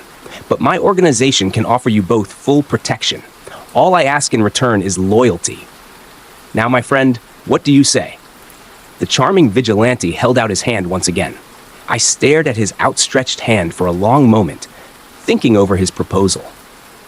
I wanted to walk away from all this chaos and violence, but already knew it wasn't so simple. The mob was a threat I couldn't face alone, and a partnership with Mandrake might be the only way to keep my little girl safe. I glanced over at my sleeping daughter again, seeing how vulnerable she looked in that hospital bed, and feeling an intense guilt over how I'd let her down. And then I turned back towards Mandrake, accepting his hand of friendship and shaking firmly. The wide grin returned to Mandrake's face as his eyes lit up. "Good man," he said enthusiastically. "Now let's put you to work." And so that's how I joined the Supernatural Vigilante Association, an underground paramilitary organization of special individuals using our powers to punish the criminals, predators, and corruptors who stalk our city's streets. Now I burn down buildings and incinerate wicked people for Mandrake. Does this make me one of the good guys? Honestly, I don't know anymore, but I'm no longer afraid of the mob. The only man I fear is Mandrake. Still, I must do his bidding to keep my little girl safe. I'll do whatever's necessary in the hope that one day we'll find a way out. I approached the Bucket of Blood pub from the other side of the street, waiting to cross after the number 7 bus tore down the road. The neighborhood was quiet on this slow weekday afternoon, and this suited me just fine. I glanced up at the gray clouds above, the drizzly rain falling on my head. But I ignored the miserable weather and focused on my objective, feeling the cold metal of the sawed-off shotgun concealed underneath my trench coat. I paused briefly as I stepped off the road and onto the pavement, a cold chill running through me. This all seemed so familiar, like I'd been here before. I don't mean on this road and outside the pub. I mean at this exact moment in time, with the rain, the number 7 bus, and me on the street, with the gun concealed under my coat and a murderous intent in my heart. It was the strangest feeling of déjà vu, and I did hesitate for the briefest of moments. But I put the experience down to last-minute nerves, remembering why I was here today, and recalling the deep-seated hatred I carried with me, the overwhelming lust for revenge that drove me. I was going into that pub, and bloody mayhem would ensue. I barged my way inside through the frosted glass doors, the stench of stale smoke, spilled alcohol, and piss hitting my nostrils. Taking a deep breath, I surveyed the inside of the pub in search of my quarry. The establishment was near empty at this time of day. I counted only 3 patrons and the girl behind the bar. Again, the déjà vu hit me as I thought I recognized all present, thinking that I'd seen these people many times before, and that they were like old friends by this point. 2 regulars sat separately in booths facing the bar. There was an old man with gray hair and an unkempt shaggy beard, dressed in a ragged jumper full of holes. His eyes were glazed over and unfocused, and he looked down at the pint on the table in front of him, ignoring all else, as he seemed engrossed in his own personal sorrow. The second regular was equally quiet and docile, a middle-aged woman with red hair slowly going gray. She still had glimpses of her youthful beauty, a twinkle in her green eyes, and a shapely body hidden under her black dress. But whatever tragedies she'd suffered through in her life had surely taken their toll, along with many years of heavy smoking and alcoholism. She smiled faintly in my direction before returning to her glass of white wine and accompanying cigarette. The barmaid was cleaning glasses when I came in. She was a young and attractive girl with long blonde hair and expressive blue eyes. The barmaid shot me a friendly smile when she saw me enter, saying, "Yes, love, what can I get you?" I ignored her and continued to scan the room in search of my target. I found him standing in the corner, playing on the fruit machine, looking like he didn't have a care in the world. I glared across at my nemesis from the far side of the bar, the raw hatred rising from the pit of my stomach as I prepared myself for the violent retribution to come. 5 years inside. That's what I'd done, thanks to this bastard. And when I got out, he'd treated me like I was nothing, spitting on me like I was a mangy dog. This lowlife had shown me no respect, and that was a mistake he wouldn't make again. But Carter didn't even notice my presence at first, as his focus was entirely on the electronic gambling machine. As I watched, his bald head nodded up and down, and his dark eyes burned with that most basic of human instincts, naked greed. He pulled the lever, and his numbers came up. The machine burst to life with noise and light as it dispensed a stream of pound coins. "Oh, happy days!" Carter exclaimed as he started collecting his winnings in his huge hands. I decided this was the perfect time to reveal my presence. "Some bastards get all the luck in life," I shouted. Carter suddenly turned in my direction. There was anger in his face at first, but his expression changed to one of contempt once he saw me. Well, look what the cat dragged in." He grinned sadistically, showing off his gold fillings. "Afternoon, Carter," I replied, playing his game for just a bit longer. "It seems we have some unfinished business." "Bollocks, we do," Carter shot back dismissively. "I've got nothing to say to you, mate. Now, get out of here before you get hurt." I saw red in that moment, as any doubts in my mind were cast aside. In an instant, I pulled the shotgun out from under my coat. The girl behind the bar screamed, but I ignored her whilst pointing the gun at my enemy. Carter was stunned at first, and I savored the fear I saw in his eyes as he looked down the barrel. But the arrogance soon returned to his grizzled face as he laughed in defiant mockery. "You haven't got the balls, son," he proclaimed. Next, Carter smashed his pint glass, fashioning it into a weapon, and advanced menacingly towards me. I hesitated for only a second before pulling the trigger, experiencing a heavy kickback and the deafening roar as the gun fired. A millisecond later, buckshot tore through Carter's chest, spraying blood and viscera in all directions as his body was thrown backwards violently, collapsing onto the stained carpet. I stood in shocked awe for a moment, admiring my own grim handiwork as Carter, fatally wounded, choked on his own blood and closed his eyes for the last time. I felt like I was living through a dream, or rather, a nightmare. But this all seemed so familiar. The smell of cordite, the blood-stained carpet, the barmaid screaming hysterically, and that sinking feeling in the pit of my stomach as reality hit home. Suddenly, I needed to get out of that damned pub. I couldn't bear to stay at the scene of the crime for even a moment longer. I swung around, seeing the gray-bearded regular now standing up in his booth, his glazed eyes filled with raw terror. He threw his hands up defensively once he saw my still smoking shotgun, crying, "Please, mate, don't shoot!" I had no interest in taking another life, and so sprinted towards the door, pushing my way out as the barmaid's screams still rang in my ears. I ran out onto the pavement, intending to make my escape, but I didn't get far, as my path was blocked. The figure that stood in my way was unnerving, to say the least. He was immaculately dressed, wearing a dark three-piece suit, shined shoes, a black tie, and a bowler hat. His fancy clothing made him stand out in this working-class neighborhood, but that was the very least of my concerns. It was when I looked to his face that my blood turned to ice. His skin was a deathly pale and seemed to be wrapped around his skull too tightly. Meanwhile, the strange man's eyes appeared dark and soulless, resembling those of a shark. But most disturbing was the unnaturally wide grin plastered across his dry lips, a smile that was anything but friendly. His twisted face was a red flag, as were his claw-like hands. To this day, I struggle to fully explain this dark-suited man's appearance, or even his existence. I didn't feel like he was human, and yet I swore I'd seen him before, believing this dark figure had been haunting my nightmares for a long time. But none of that mattered then.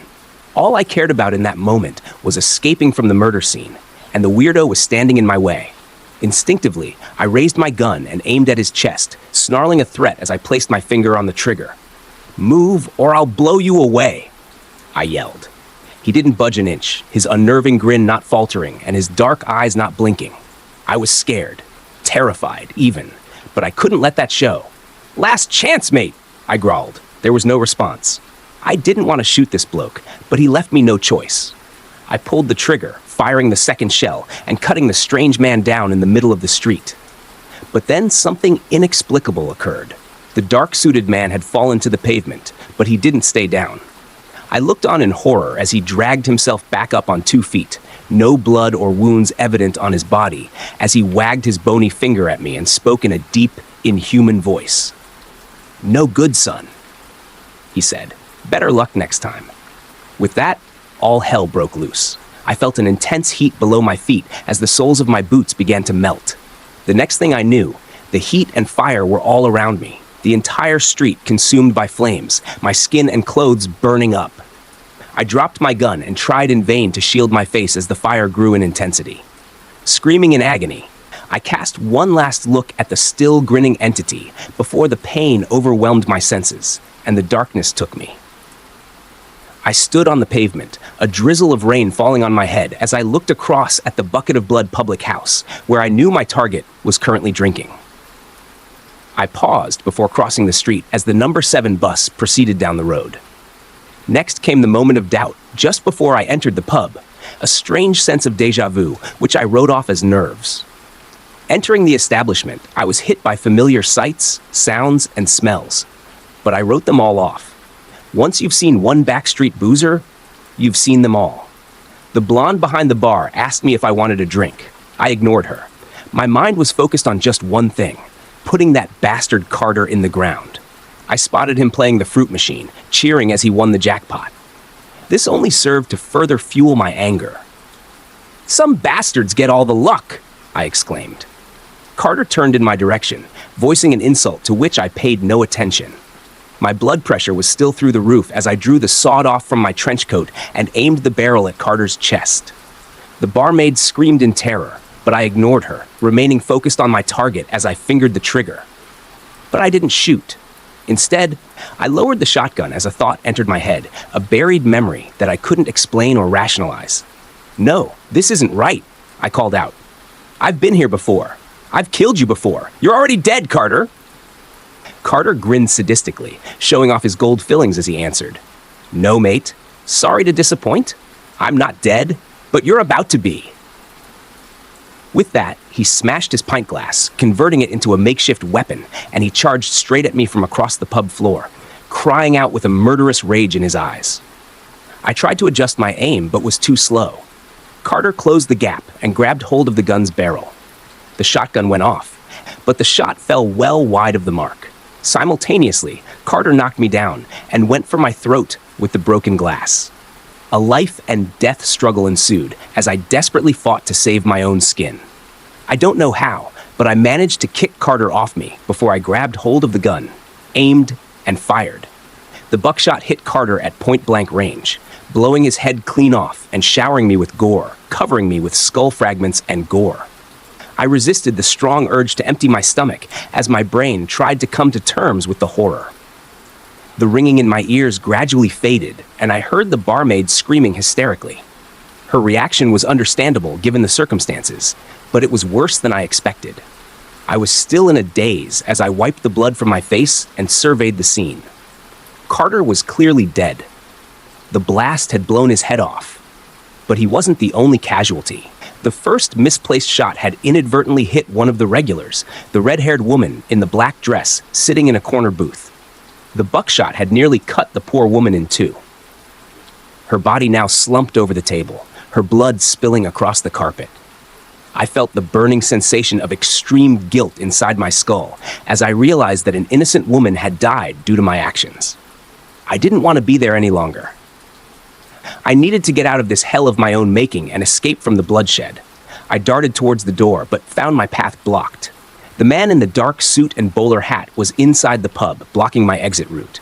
He was an unusual, frightening figure, his skin, eyes, and lips all wrong. But worst of all was his hideous smile, a sickening mockery of all things decent. I had no shells left in my gun and no means by which to evade him. But escape was no longer an option, as the pub's interior burst into flames, the fire consuming everything and everyone in its path. I screamed as my clothes ignited and my skin blistered under the intense heat, quickly losing consciousness. All the while, the dark-suited man smiled. When I came to, I found myself on the street, across the street from the Bucket of Blood pub. I knew what I'd come to do. Carter had screwed me over, disrespected and humiliated me. He was a scumbag who deserved to die, and I was going to be the one to put him down. That's why I bought the sawn-off shotgun from the Yardies, why I'd been following Carter for weeks, memorizing his routine, how I knew he'd be at this pub that afternoon. It was all planned out, a premeditated murder which I was determined to carry out no matter what the cost. So, why was I having these doubts? Was this a last-minute ping of conscience? This had never affected me before. I felt there was something more, something deeper that I was yet to grasp, but still, I didn't feel I could walk away from it. It seemed it was my destiny to enter that damned pub and face whatever lay inside. The number 7 bus rumbled down the street, and I waited until it passed before I crossed the road. Cold rain drizzled on my head as I placed my shaking hand on the doorknob, but the icy chill I felt had nothing to do with the weather. Deep down, I knew this wouldn't end well, but I persevered nonetheless, entering the public house and encountering those who seemed like family to me, the bearded man, the red-haired woman, and the young blonde behind the bar. And then, of course, there was Carter, my nemesis, my destiny. I'd carried so much hate in my heart for this man for so long, a murderous rage which had brought me to this time and place. But now I was here, and I questioned why I'd gone down the road of violence and revenge. The scene was all too recognizable. The barmaid asking for my drinks order, the crashing of coins falling from the fruit machine. But something was different this time. There was someone in the pub that wasn't meant to be there, at least not yet. The man in the dark suit, the entity with the inhuman face, was sitting at the bar, observing everything with his unblinking black eyes. It chilled me to my bones just to look upon him. But the others in the pub didn't seem aware of the entity's presence, and events moved on regardless. Carter turned in my direction, his eyes lighting up with malice as he spat out his words. "Well, look who's back!" I went through the motions, pulling the sawed off from under my trench coat and aiming at my target. My finger was on the trigger, but I didn't shoot, couldn't shoot. Not this time. Instead, I dropped my gun, throwing it down on the stained pub carpet as I turned my back on my violent intent. I was done with this, but Carter saw my voluntary disarming as a sign of weakness. He grinned menacingly, showing off his gold filling before smashing his pint glass to create an improvised weapon. "You should have stayed at home, mate," he snarled aggressively. "Now I'm going to gut you like a fish." With that, he charged with the jagged glass in hand. I didn't run or try to defend myself. All I wanted was for this nightmare to end, even if it meant my own death.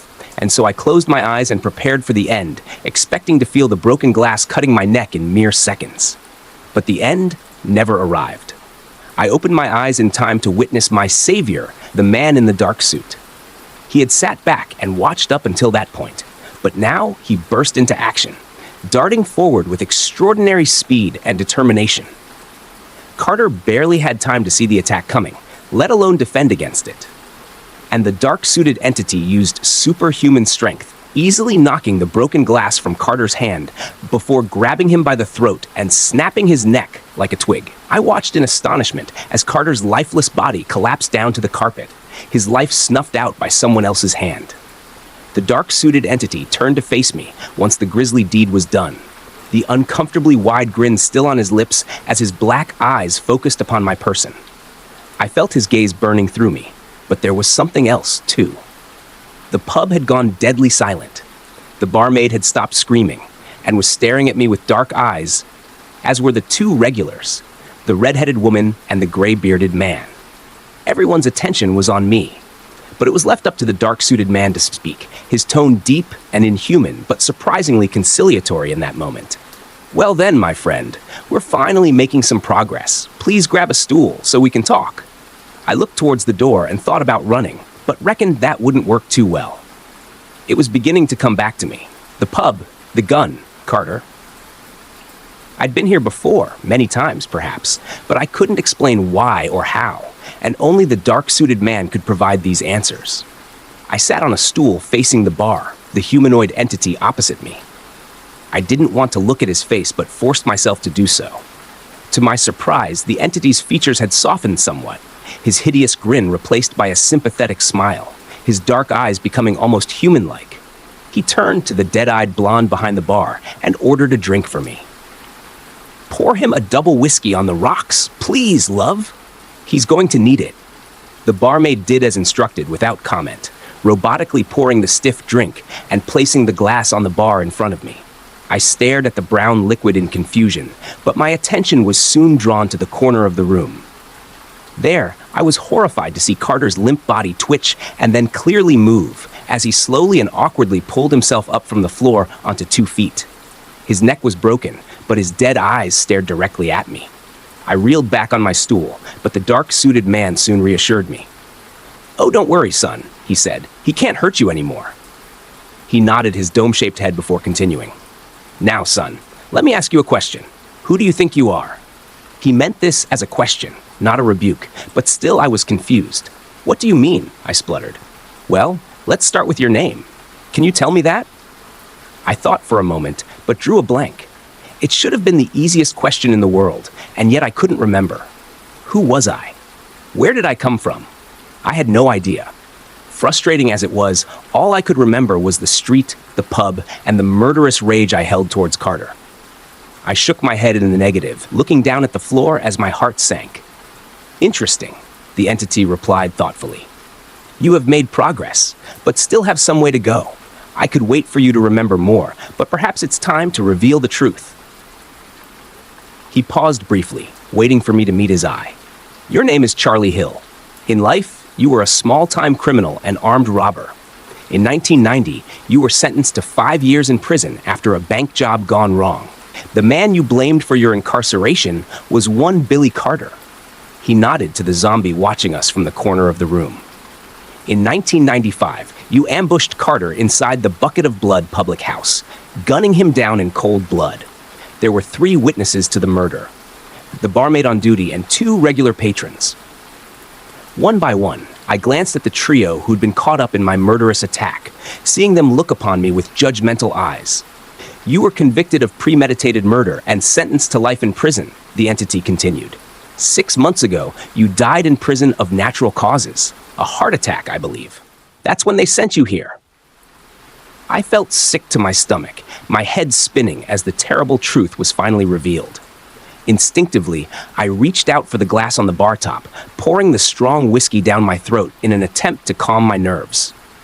Taking a deep breath, I asked the inevitable next question. "So, this is my punishment then? I'm in hell, aren't I?" "Not exactly," the entity replied with a sly chuckle. "You're being punished for your mortal sin, but all is not lost. You have replayed this scenario thousands of times since you first arrived in my realm. Time after time, you gunned Carter down without a second thought. But on these last few occasions, you've shown real progress, genuine remorse and regret, and a will to break away from the violent cycle."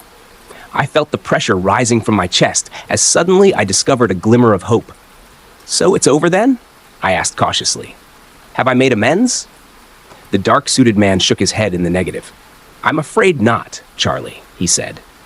"You have taken the first steps towards redemption, but the sin you committed on the mortal realm was severe. You still have a long way to go before salvation, my son. But this stage of your journey is over. Remember what you learned here, Charlie. I wish you all the best." With that, he offered his bony hand for me to shake. I was reluctant to do so, but I realized it was necessary, so I accepted his icy cold palm and shook. A moment later, the pub once again burst into flames as the holy fire consumed everything and everyone. The barmaid, the regulars, and Carter all disappeared into the flames one by one, leaving only me and the dark-suited entity behind. I watched in horror as the hideous smile returned to his crusty lips and his eyes turned black. But I didn't scream. Even as the righteous inferno burned me up, I held my tongue. Then the darkness took me, and I was transported to the next phase of my long and arduous journey of redemption. Sam Rivers tightened his grip on the steering wheel as the dirt road curved sharply around an imposing line of black pines. His son, Elliot, sat quietly in the passenger seat, clutching a stuffed rabbit that had seen better days. The boy hadn't said a word since they left the highway an hour ago, and Sam wasn't sure if that was a blessing or a sign of something worse. Silence had a weight to it now, one it hadn't carried before the accident. "There it is," Sam said, forcing cheerfulness into his voice as the cottage came into view. The place stood at the end of the road like an unwelcome guest, squat, gray, and draped in creeping ivy. The chimney loomed crookedly above the roofline, its stones darkened as if stained by centuries of soot. Elliot didn't look up. His small face was pale, his eyes fixed on the rabbit's fraying ear. Sam sighed. "It's not much, but it'll do for now, kiddo. Fresh air, open space. We'll get used to it." He parked the car and stepped out, inhaling deeply. The air was colder here than it had been in the city, sharp with the scent of damp earth and decaying leaves. For a moment, he let himself believe it would work, that the isolation of Briarglen would be enough to pull them both out of the black hole left by her absence. He opened Elliot's door. "Come on, buddy. Let's check it out." The boys slid out of the car without protest.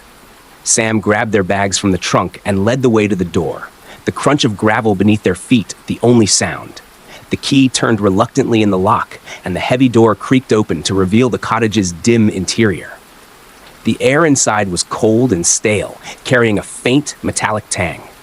The wide hearth in the living room immediately drew Sam's attention. Its stone frame was massive, taking up nearly an entire wall, with a gaping black maw that seemed to swallow the room's faint light. Above it, the chimney stretched upward, its throat vanishing into darkness. "Well, that's something," Sam muttered. "It's big," Elliot said softly. Sam blinked, startled by the boy's first words in hours. "Yeah, it is. Bet we can have some nice fires in there. Keep us cozy." Elliot didn't respond. His gaze lingered on the hearth, his small fingers tightening around the rabbit's neck. That night, Sam struggled to settle in. The mattress in the master bedroom was lumpy, and the walls felt too close, the silence too loud. He stared at the ceiling, his thoughts spiraling down the familiar drain of guilt and regret. It was past midnight when a faint sound reached him, a low, rhythmic murmur, just on the edge of hearing. He sat up, his chest tightening. The sound stopped as abruptly as it had begun. It was just the cottage, he told himself. Old houses made noises. The next morning, Sam found Elliot sitting cross-legged in front of the fireplace, staring into the ashes. "What are you doing, kiddo?" Elliot didn't turn around. "I heard them." Sam's stomach nodded. "Heard who?" "The whispers," Elliot said. His voice was calm, matter of fact. "They said they knew you." A chill ran through Sam. He crouched beside his son, forcing a laugh. "Just the wind, buddy. This old place makes all kinds of funny noises." Elliot finally looked at him, his eyes wide and serious. "It wasn't the wind. They said they'd be back tonight." The cottage had an uncanny way of amplifying silence. Every creak of the floorboards or gust of wind outside seemed magnified, unsettling.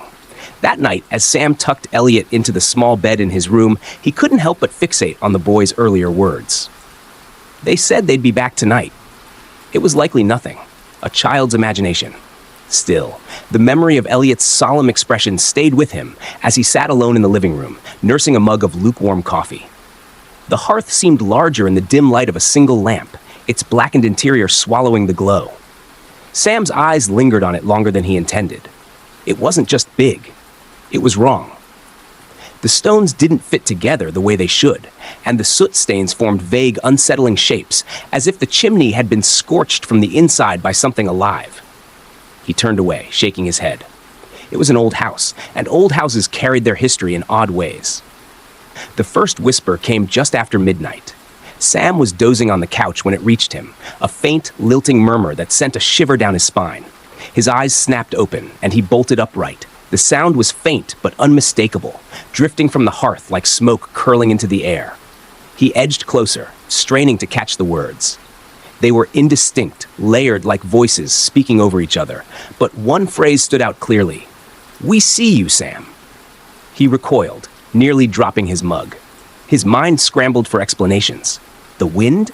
A trick of acoustics in the chimney? But deep down, a gnawing certainty took hold. He wasn't imagining this. The next morning, Sam tried to put the incident behind him, convincing himself it was the result of exhaustion. Elliot, however, seemed energized in a way that left Sam uneasy. "Did you sleep okay, buddy?" he asked over breakfast. Elliot nodded, his expression distant. "They talked all night." Sam froze. "What do you mean?"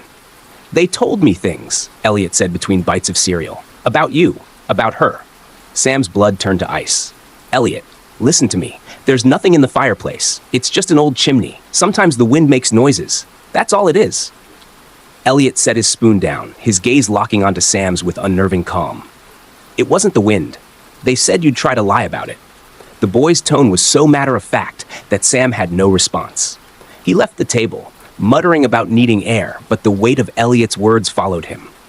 By the third day, the whispers had grown louder, and Sam could no longer ignore them. He heard them not just at night, but in the middle of the day, faint and insistent, like a distant conversation bleeding through the walls. Elliot spent more and more time by the fireplace, his small form hunched on the floor. He claimed the whispers were telling him stories, secrets about the house, the village, and things far older than either. Sam tried to distract him, suggesting walks in the woods or games of catch, but Elliot always returned to the hearth. On the fifth night, Sam finally heard his name. He was in the kitchen, cleaning up after dinner, when the voice came clearly through the air. Sam! It wasn't Elliot. It wasn't even human. The voice was deep and resonant, with a strange melodic quality that made the hair on Sam's neck stand on end. He rushed into the living room to find Elliot sitting cross-legged in front of the fireplace, staring into its dark interior. "Elliot!" Sam barked. "Get away from there!" Elliot looked up, startled. "They weren't talking to me this time," he said quietly. "They want to talk to you now." Sam grabbed his son's arm and pulled him away from the hearth, his voice trembling. "Enough of this. It's over. We're done listening to whatever this is." Elliot didn't protest, but glanced back at the fireplace. "They're not going to stop, Dad. They're waiting for you." That night, Sam moved a heavy chair in front of the hearth and shoved pillows into its gaping mouth to block it off. Still, the whispers came. "Sam! We know your grief. We can give her back." He pressed his hands to his ears, but the words only grew louder, carving into his mind like knives. The next morning, Sam woke to find Elliot sitting at the kitchen table, drawing. The picture in front of him made Sam's stomach churn. It was a crude but unsettlingly detailed sketch of a figure with long, spindly limbs and a head crowned with sharp, branching antlers. Its hollow eyes stared directly at the viewer, and its clawed hand pointed to the child in the corner of the drawing, an unmistakable representation of Elliot himself. Sam snatched the paper from the table, crumpling it in his fists.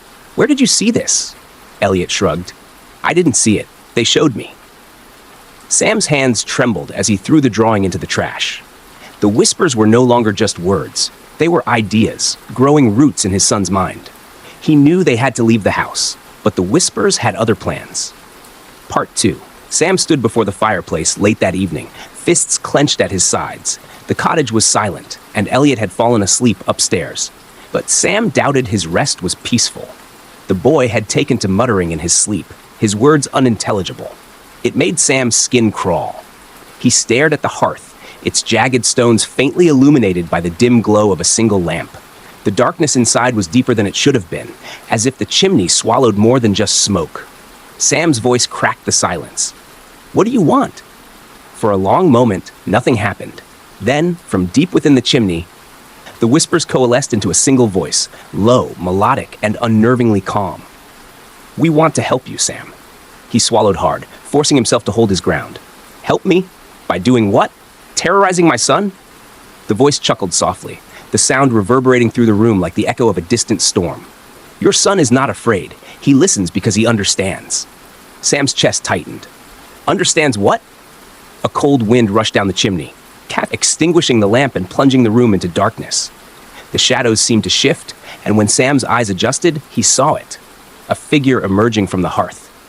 It was tall and skeletal, with impossibly long limbs and skin stretched taut over jagged bones. Its antlers scraped against the top of the hearth as it stepped forward, its hollow eyes glowing faintly in the dim light. Sam stumbled back. "What the hell are you?" The creature tilted its head, its voice resonating with an unnatural harmony. "You already know, Sam. I am the answer to your grief, the end to your suffering." He shook his head. "Stay away from my son." The horned man's grin widened, exposing teeth that were too many and too sharp. "We do not wish to harm the boy. We wish to offer you what you desire most." Sam froze. "We can bring her back."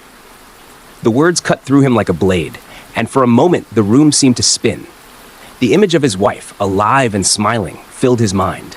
Her laughter, her warmth, the way she'd been the anchor for both him and Elliot. The ache of her absence surged to the forefront, raw and consuming.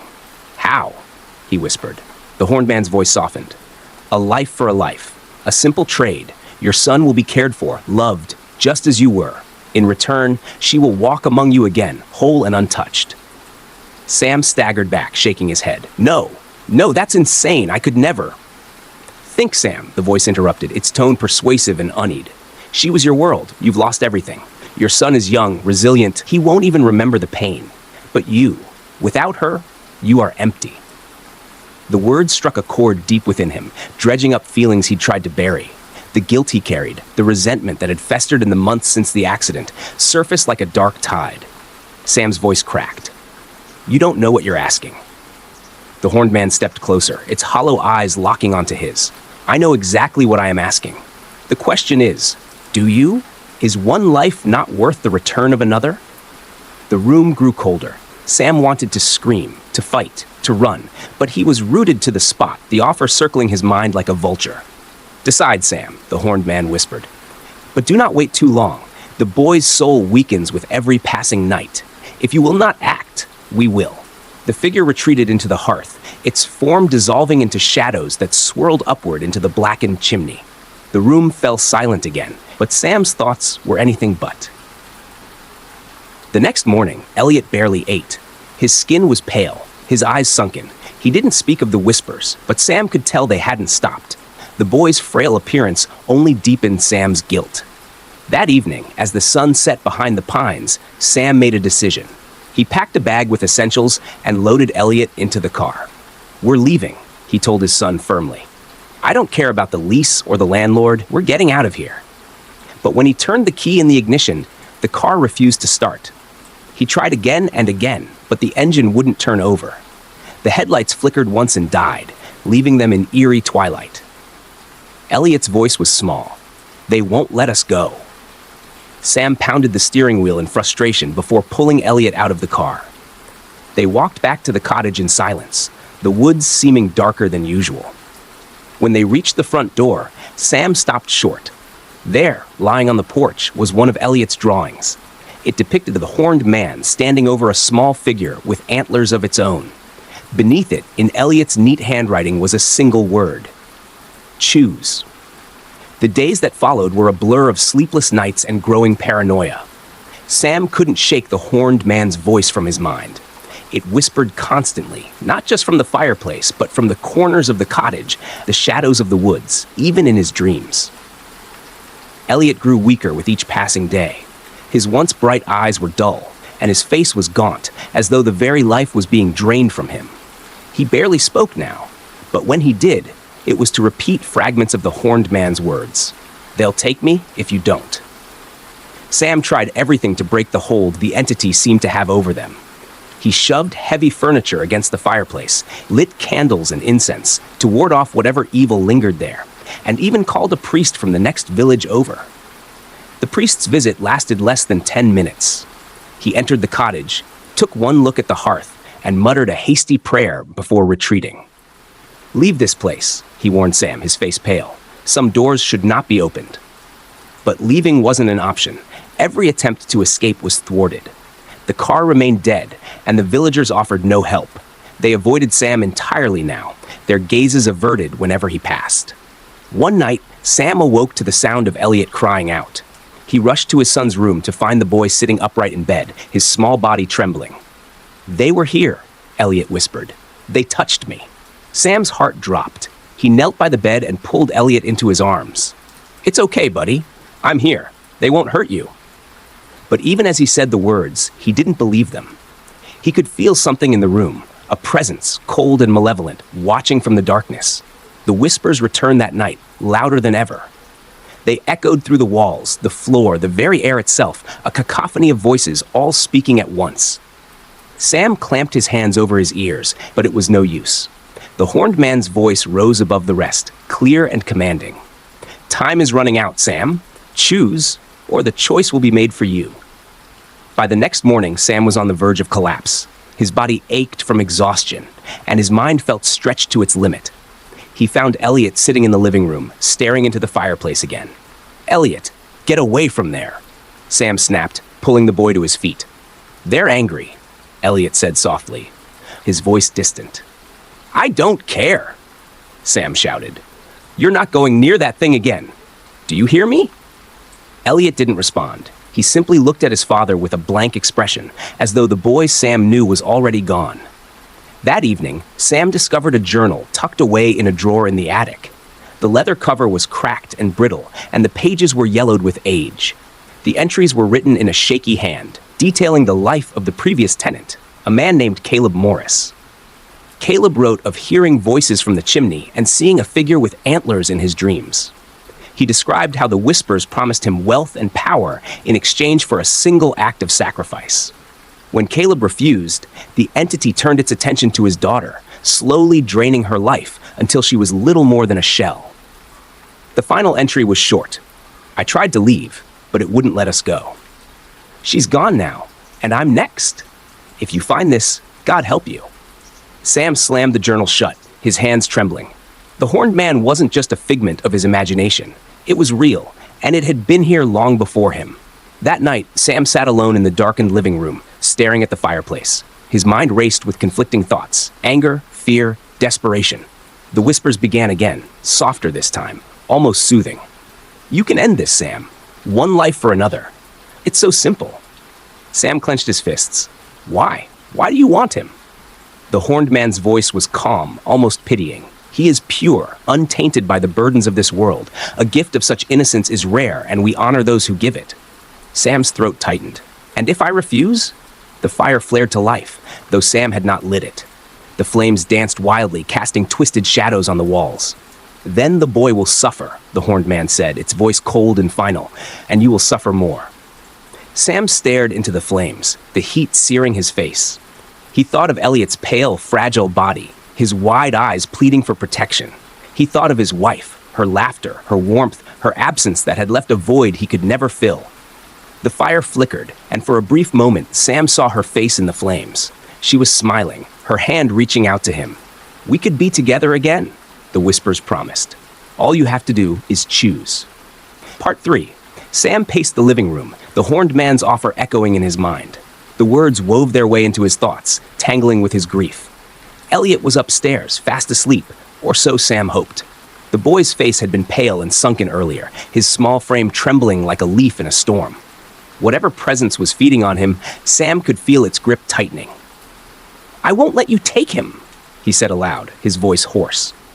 You already have, the voice replied, smooth and calm, as though it had been waiting for him to speak. Sam spun toward the hearth, his fists clenched. Show yourself, the fire surged, illuminating the room in an unnatural glow. The horned man stepped from the flames, its antlers brushing the ceiling, its hollow eyes glowing faintly. You are out of time, Sam, it said, its voice low and resonant. You have brought him here. You have opened the door. Now you must decide. Sam backed away, shaking his head. There has to be another way. Anything but this. The horned man tilted its head, almost as if considering his plea. Another way. There is only the truth, Sam. You have always known it. One life for another. The flames flickered, and within them, Sam saw a vision. His wife standing in the doorway of their old home, her arms outstretched, her smile warm and inviting. His knees buckled at the sight, a sob rising unbidden from his throat. She is waiting for you, the horned man said, stepping closer. You can have her back. A family whole once more. All it takes is a single choice. Sam's mind swirled with anguish. He thought of Elliot's laugh, the way his tiny hand fit into his own. He thought of the night spent rocking the boy to sleep after the accident, promising him that they'd make it through somehow. Promises he now seemed powerless to keep. The fire flared brighter, casting Elliot's face into the flames. The boy's lips moved, but the words were wrong, a mimicry of Elliot's voice, distorted and warped. Dad, the voice said, desperate and pleading. Save me. Sam pressed his hands to his ears, shaking his head violently. Stop it! The horned man laughed, a sound like branches snapping in a winter storm. You cannot hide from the truth, Sam. It has already claimed you. Accept it, and all your suffering will end. Why him? Sam asked, his voice breaking. Why my son? The horned man crouched low, its hollow eyes meeting Sam's. Because you brought him here. Because you knew, deep down, that this place would demand something from you. All gifts require sacrifice, Sam. You chose this path the moment you arrived. Upstairs, a crash jolted Sam from his despair. He bolted up the stairs, the horned man's laughter echoing behind him. Elliot's room was in chaos. The window was open, the curtains flapping wildly in the cold wind. Elliot was on the floor, his small body curled into a ball. "Elliot!" Sam dropped to his knees, pulling the boy into his arms. "They're taking me," Elliot whispered, his voice faint. "Please, don't let them." Sam's vision blurred with tears. He held Elliot tightly, his mind racing. There had to be another way. He couldn't lose him, not like this. But the horned man's voice filled the room, cutting through Sam's thoughts. "It is time, Sam. Choose, or the choice will be made for you." Sam carried Elliot downstairs, his body trembling with rage and desperation. He placed the boy gently on the couch, turning to face the hearth. "I'll do it," he said. "I'll take his place." The fire roared, the flames leaping higher. The horned man emerged once more, its grin wide and toothy.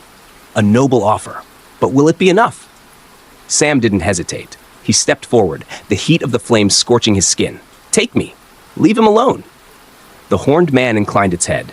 "Very well." The fire consumed him instantly, but there was no pain. Instead, Sam felt an overwhelming sense of weightlessness, as though he were drifting in a vast, endless void. Images of Elliot flashed before him, his laugh, his smile, the way he clung to Sam's hand on the worst nights. Then came the memories of his wife. Her voice, her touch, the way she filled every corner of his heart. Sam reached for her, but she faded, her form dissolving into shadow. Elliot woke to find the cottage silent. The hearth was cold, the fire extinguished. His father was gone. The boy climbed to his feet, his body still weak but lighter, as though a great weight had been lifted. He didn't remember everything, but he knew one thing for certain: his father had saved him. Years later, Elliot Rivers still dreamed of the cottage. The visions came unbidden, dredging up fragments of a past he rarely spoke about.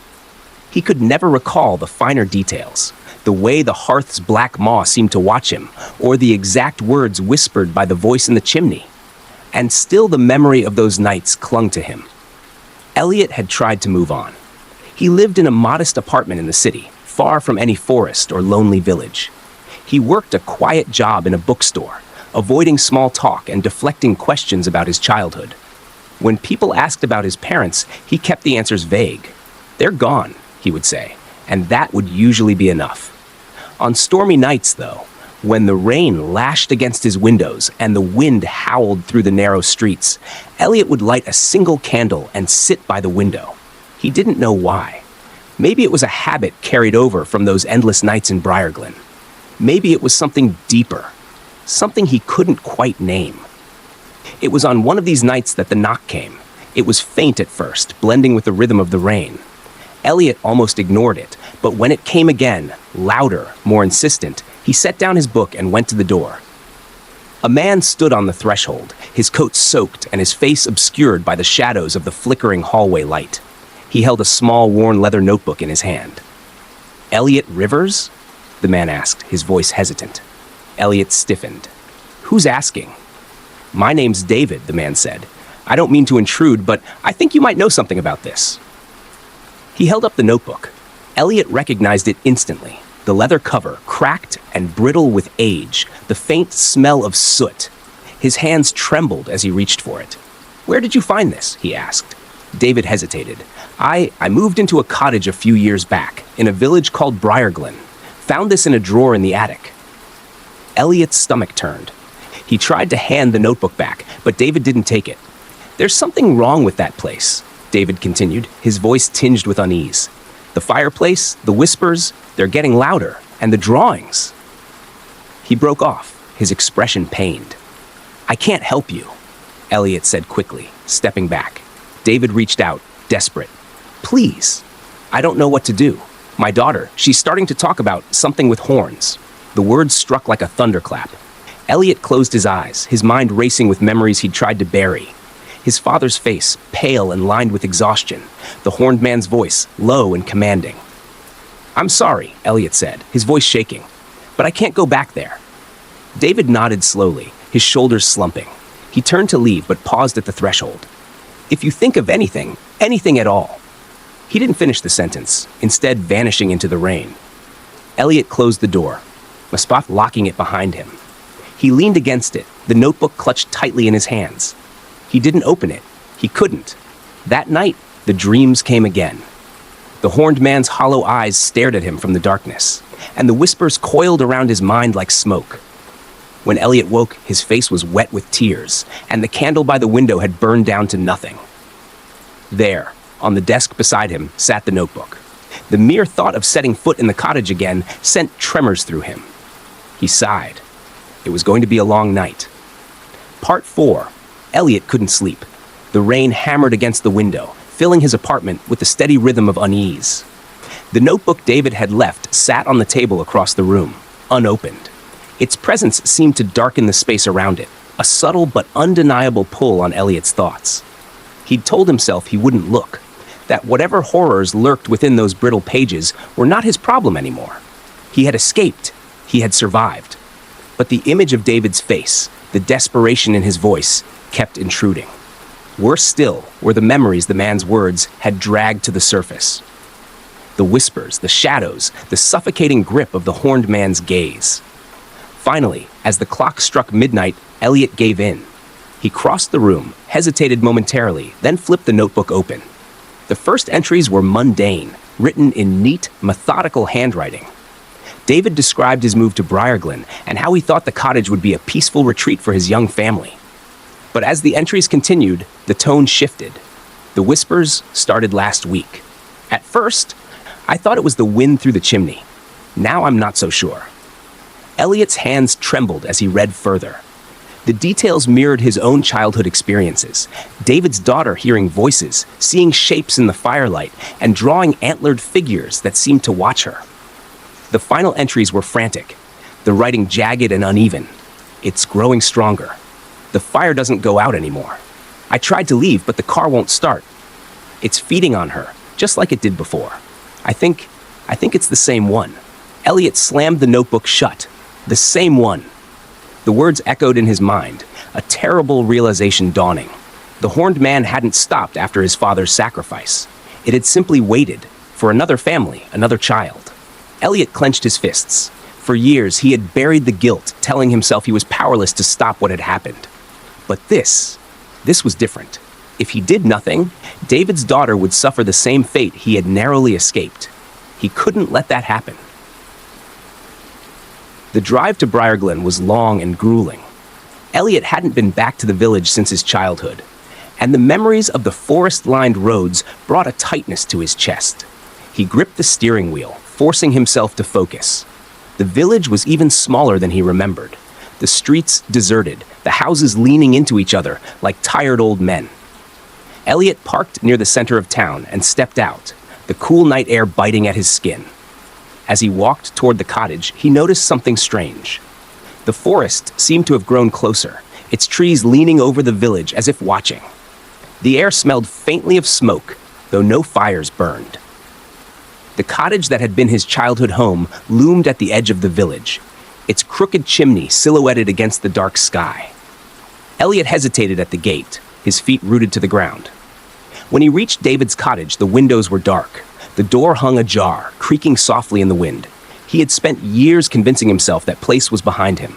Now, standing in its shadow, he realized it had never truly let him go. "David?" Elliot called. No answer. With a deep breath, he pushed the gate open and stepped inside. The house was exactly as he remembered it. The sagging roof, the ivy-covered walls, and the massive, yawning fireplace that seemed to dominate the room. It was quiet inside. Dust motes floated in the beam of his flashlight, and the air was heavy with the scent of ash. The living room was empty, save for a scattering of toys and a single piece of paper lying on the floor. Elliot picked it up. It was a child's drawing, crude but unmistakable. A figure with spindly limbs and branching antlers standing over a small girl. The whispers began immediately. "Elliot." He froze, the sound sending a shiver down his spine. The voice was soft, almost soothing, but its familiarity was like a knife twisting in his gut. "We've been waiting for you." Elliot gritted his teeth. "I'm not here to bargain. I'm here to end this."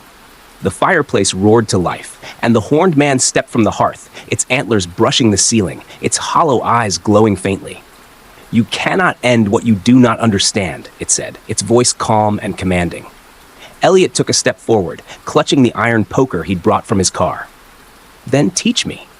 The horned man tilted its antlered head, its hollow eyes fixed on Elliot. The flames behind it flared, illuminating its grotesque, skeletal frame. Smoke curled lazily from its body, as though it were made of the very fire it commanded. "You've grown, Elliot," it said, its voice low and melodic, "but you've not outgrown fear." Elliot's grip on the iron poker tightened, his knuckles white. "I'm not afraid of you anymore." The horned man chuckled, a sound like brittle branches snapping. "Oh, but you are. I can taste it. Fear lingers, even when you bury it deep. You reek of guilt, of anger, and of loss." Elliot stepped closer to the fireplace, forcing himself to hold the creature's gaze. "I'm not here to play your games. I know what you've done. To me, to my father, to everyone who's ever lived in this cursed place. It ends tonight." The creature's grin widened, exposing rows of jagged teeth. "You think you can stop me? This house is mine. This village is mine. I have lived in the hearths of men for centuries, and not one of you has succeeded in breaking my chains. What makes you think you're any different?"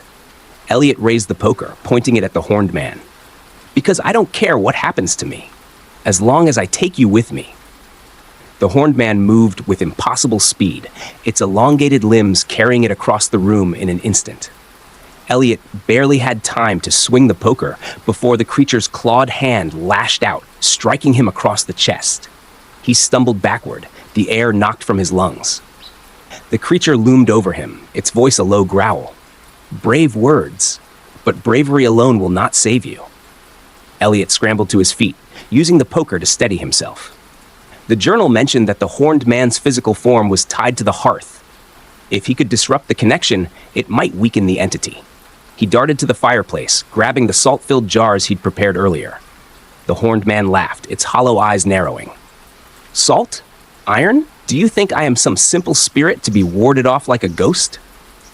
Elliot ignored the taunt, smashing one of the jars into the flames.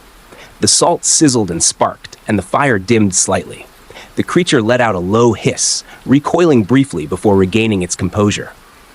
"You've learned nothing," it spat, advancing again. Elliot ducked as the horned man's claws swiped toward him, the force of the attack splintering the wooden beam behind him.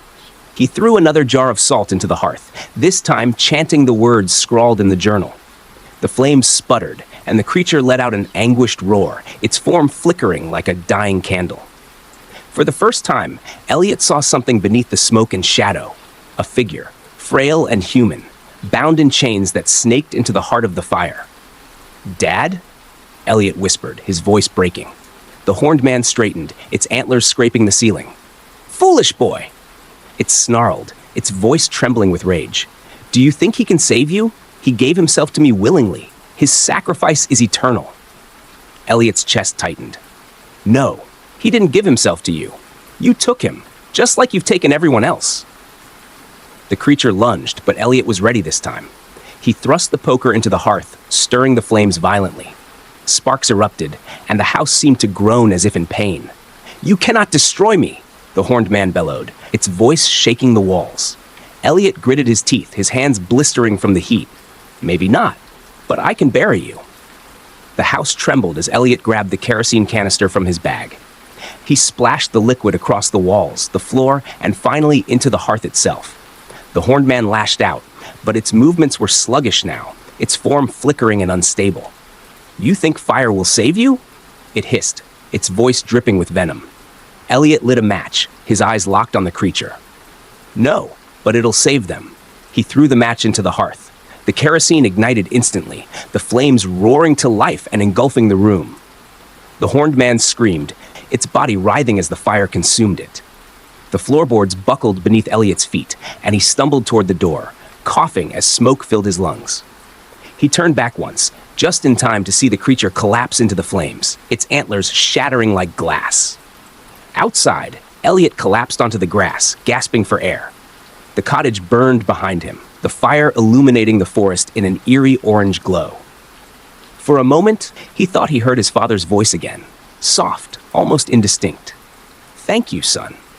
Elliot closed his eyes, tears streaming down his face as the fire roared into the night. Part 5. Elliot sat on a weathered bench at the edge of the forest, staring at the smoldering ruins of the cottage. The fire had long since burned itself out, leaving only a blackened skeleton of stone and ash. Smoke curled lazily into the early dawn, carried on the same cold breeze that ruffled Elliot's hair. He had stayed to watch it fall, unable to turn away. Part of him needed to see it destroyed, to know that the horned man, or whatever was left of it, had been buried beneath the rubble. But as he sat there, the doubt began to creep in. Was it really gone? The image of his father's chained figure flickered in his mind. He had heard his voice and had felt his presence in those final moments, but the house had taken so much from them. Could it ever truly give anything back? When Elliot finally stood, his legs felt like lead. He walked slowly to the remains of the house, careful to avoid the still hot embers.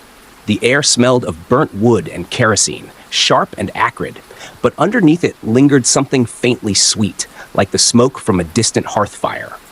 Near what had once been the living room, he spotted something glinting in the ash. He crouched down, brushing the debris away with trembling hands.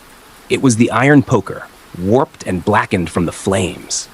He picked it up, its weight familiar in his hands. The metal was cool now, but as he held it, he thought he felt a faint hum, like a distant heartbeat. Elliot gripped it tightly and turned away, the ruins of the cottage disappearing into the forest behind him. In the days that followed, Elliot returned to the city, throwing himself into the routine of his quiet life. He avoided the news, not wanting to hear if anyone mentioned the fire in Briarglen. The idea of anyone else returning to that cursed place made his stomach churn. But the nights were harder. The dreams came less frequently than they had before, but when they did, they were vivid and suffocating. The horned man's hollow eyes stared at him from the darkness, and the whispers curled in the corners of his mind. Elliot told himself it was just his imagination, that after all he had been through, it was natural for his mind to linger on those things. But some nights, when he sat by the window with the iron poker across his lap, he felt the faintest prickle of heat, as though it were still connected to the hearth. 2 weeks after the fire, a package arrived at Elliot's apartment. There was no return address, just his name scrawled in neat handwriting across the top. He opened it carefully. Inside was a single piece of paper, another drawing, this one done in crayon. It depicted a forest, the trees leaning inward to form a canopy. In the center stood a figure with long, spindly limbs and antlers that stretched into the sky. Its hollow eyes seemed to follow him as he turned the paper over, searching for some explanation. There was none. Elliot sat back and looked at the drawing again, his hands trembling. This time, he noticed a single word, written in what looked like ash, scrawled at the bottom: patience. That night, Elliot locked the poker away in a box under his bed and sat by the window, watching the city lights flicker against the night sky. It was only a matter of time, Elliot realized, before he, like his father, would be forced to choose. And when that time came, he promised himself he'd make the horned man regret it.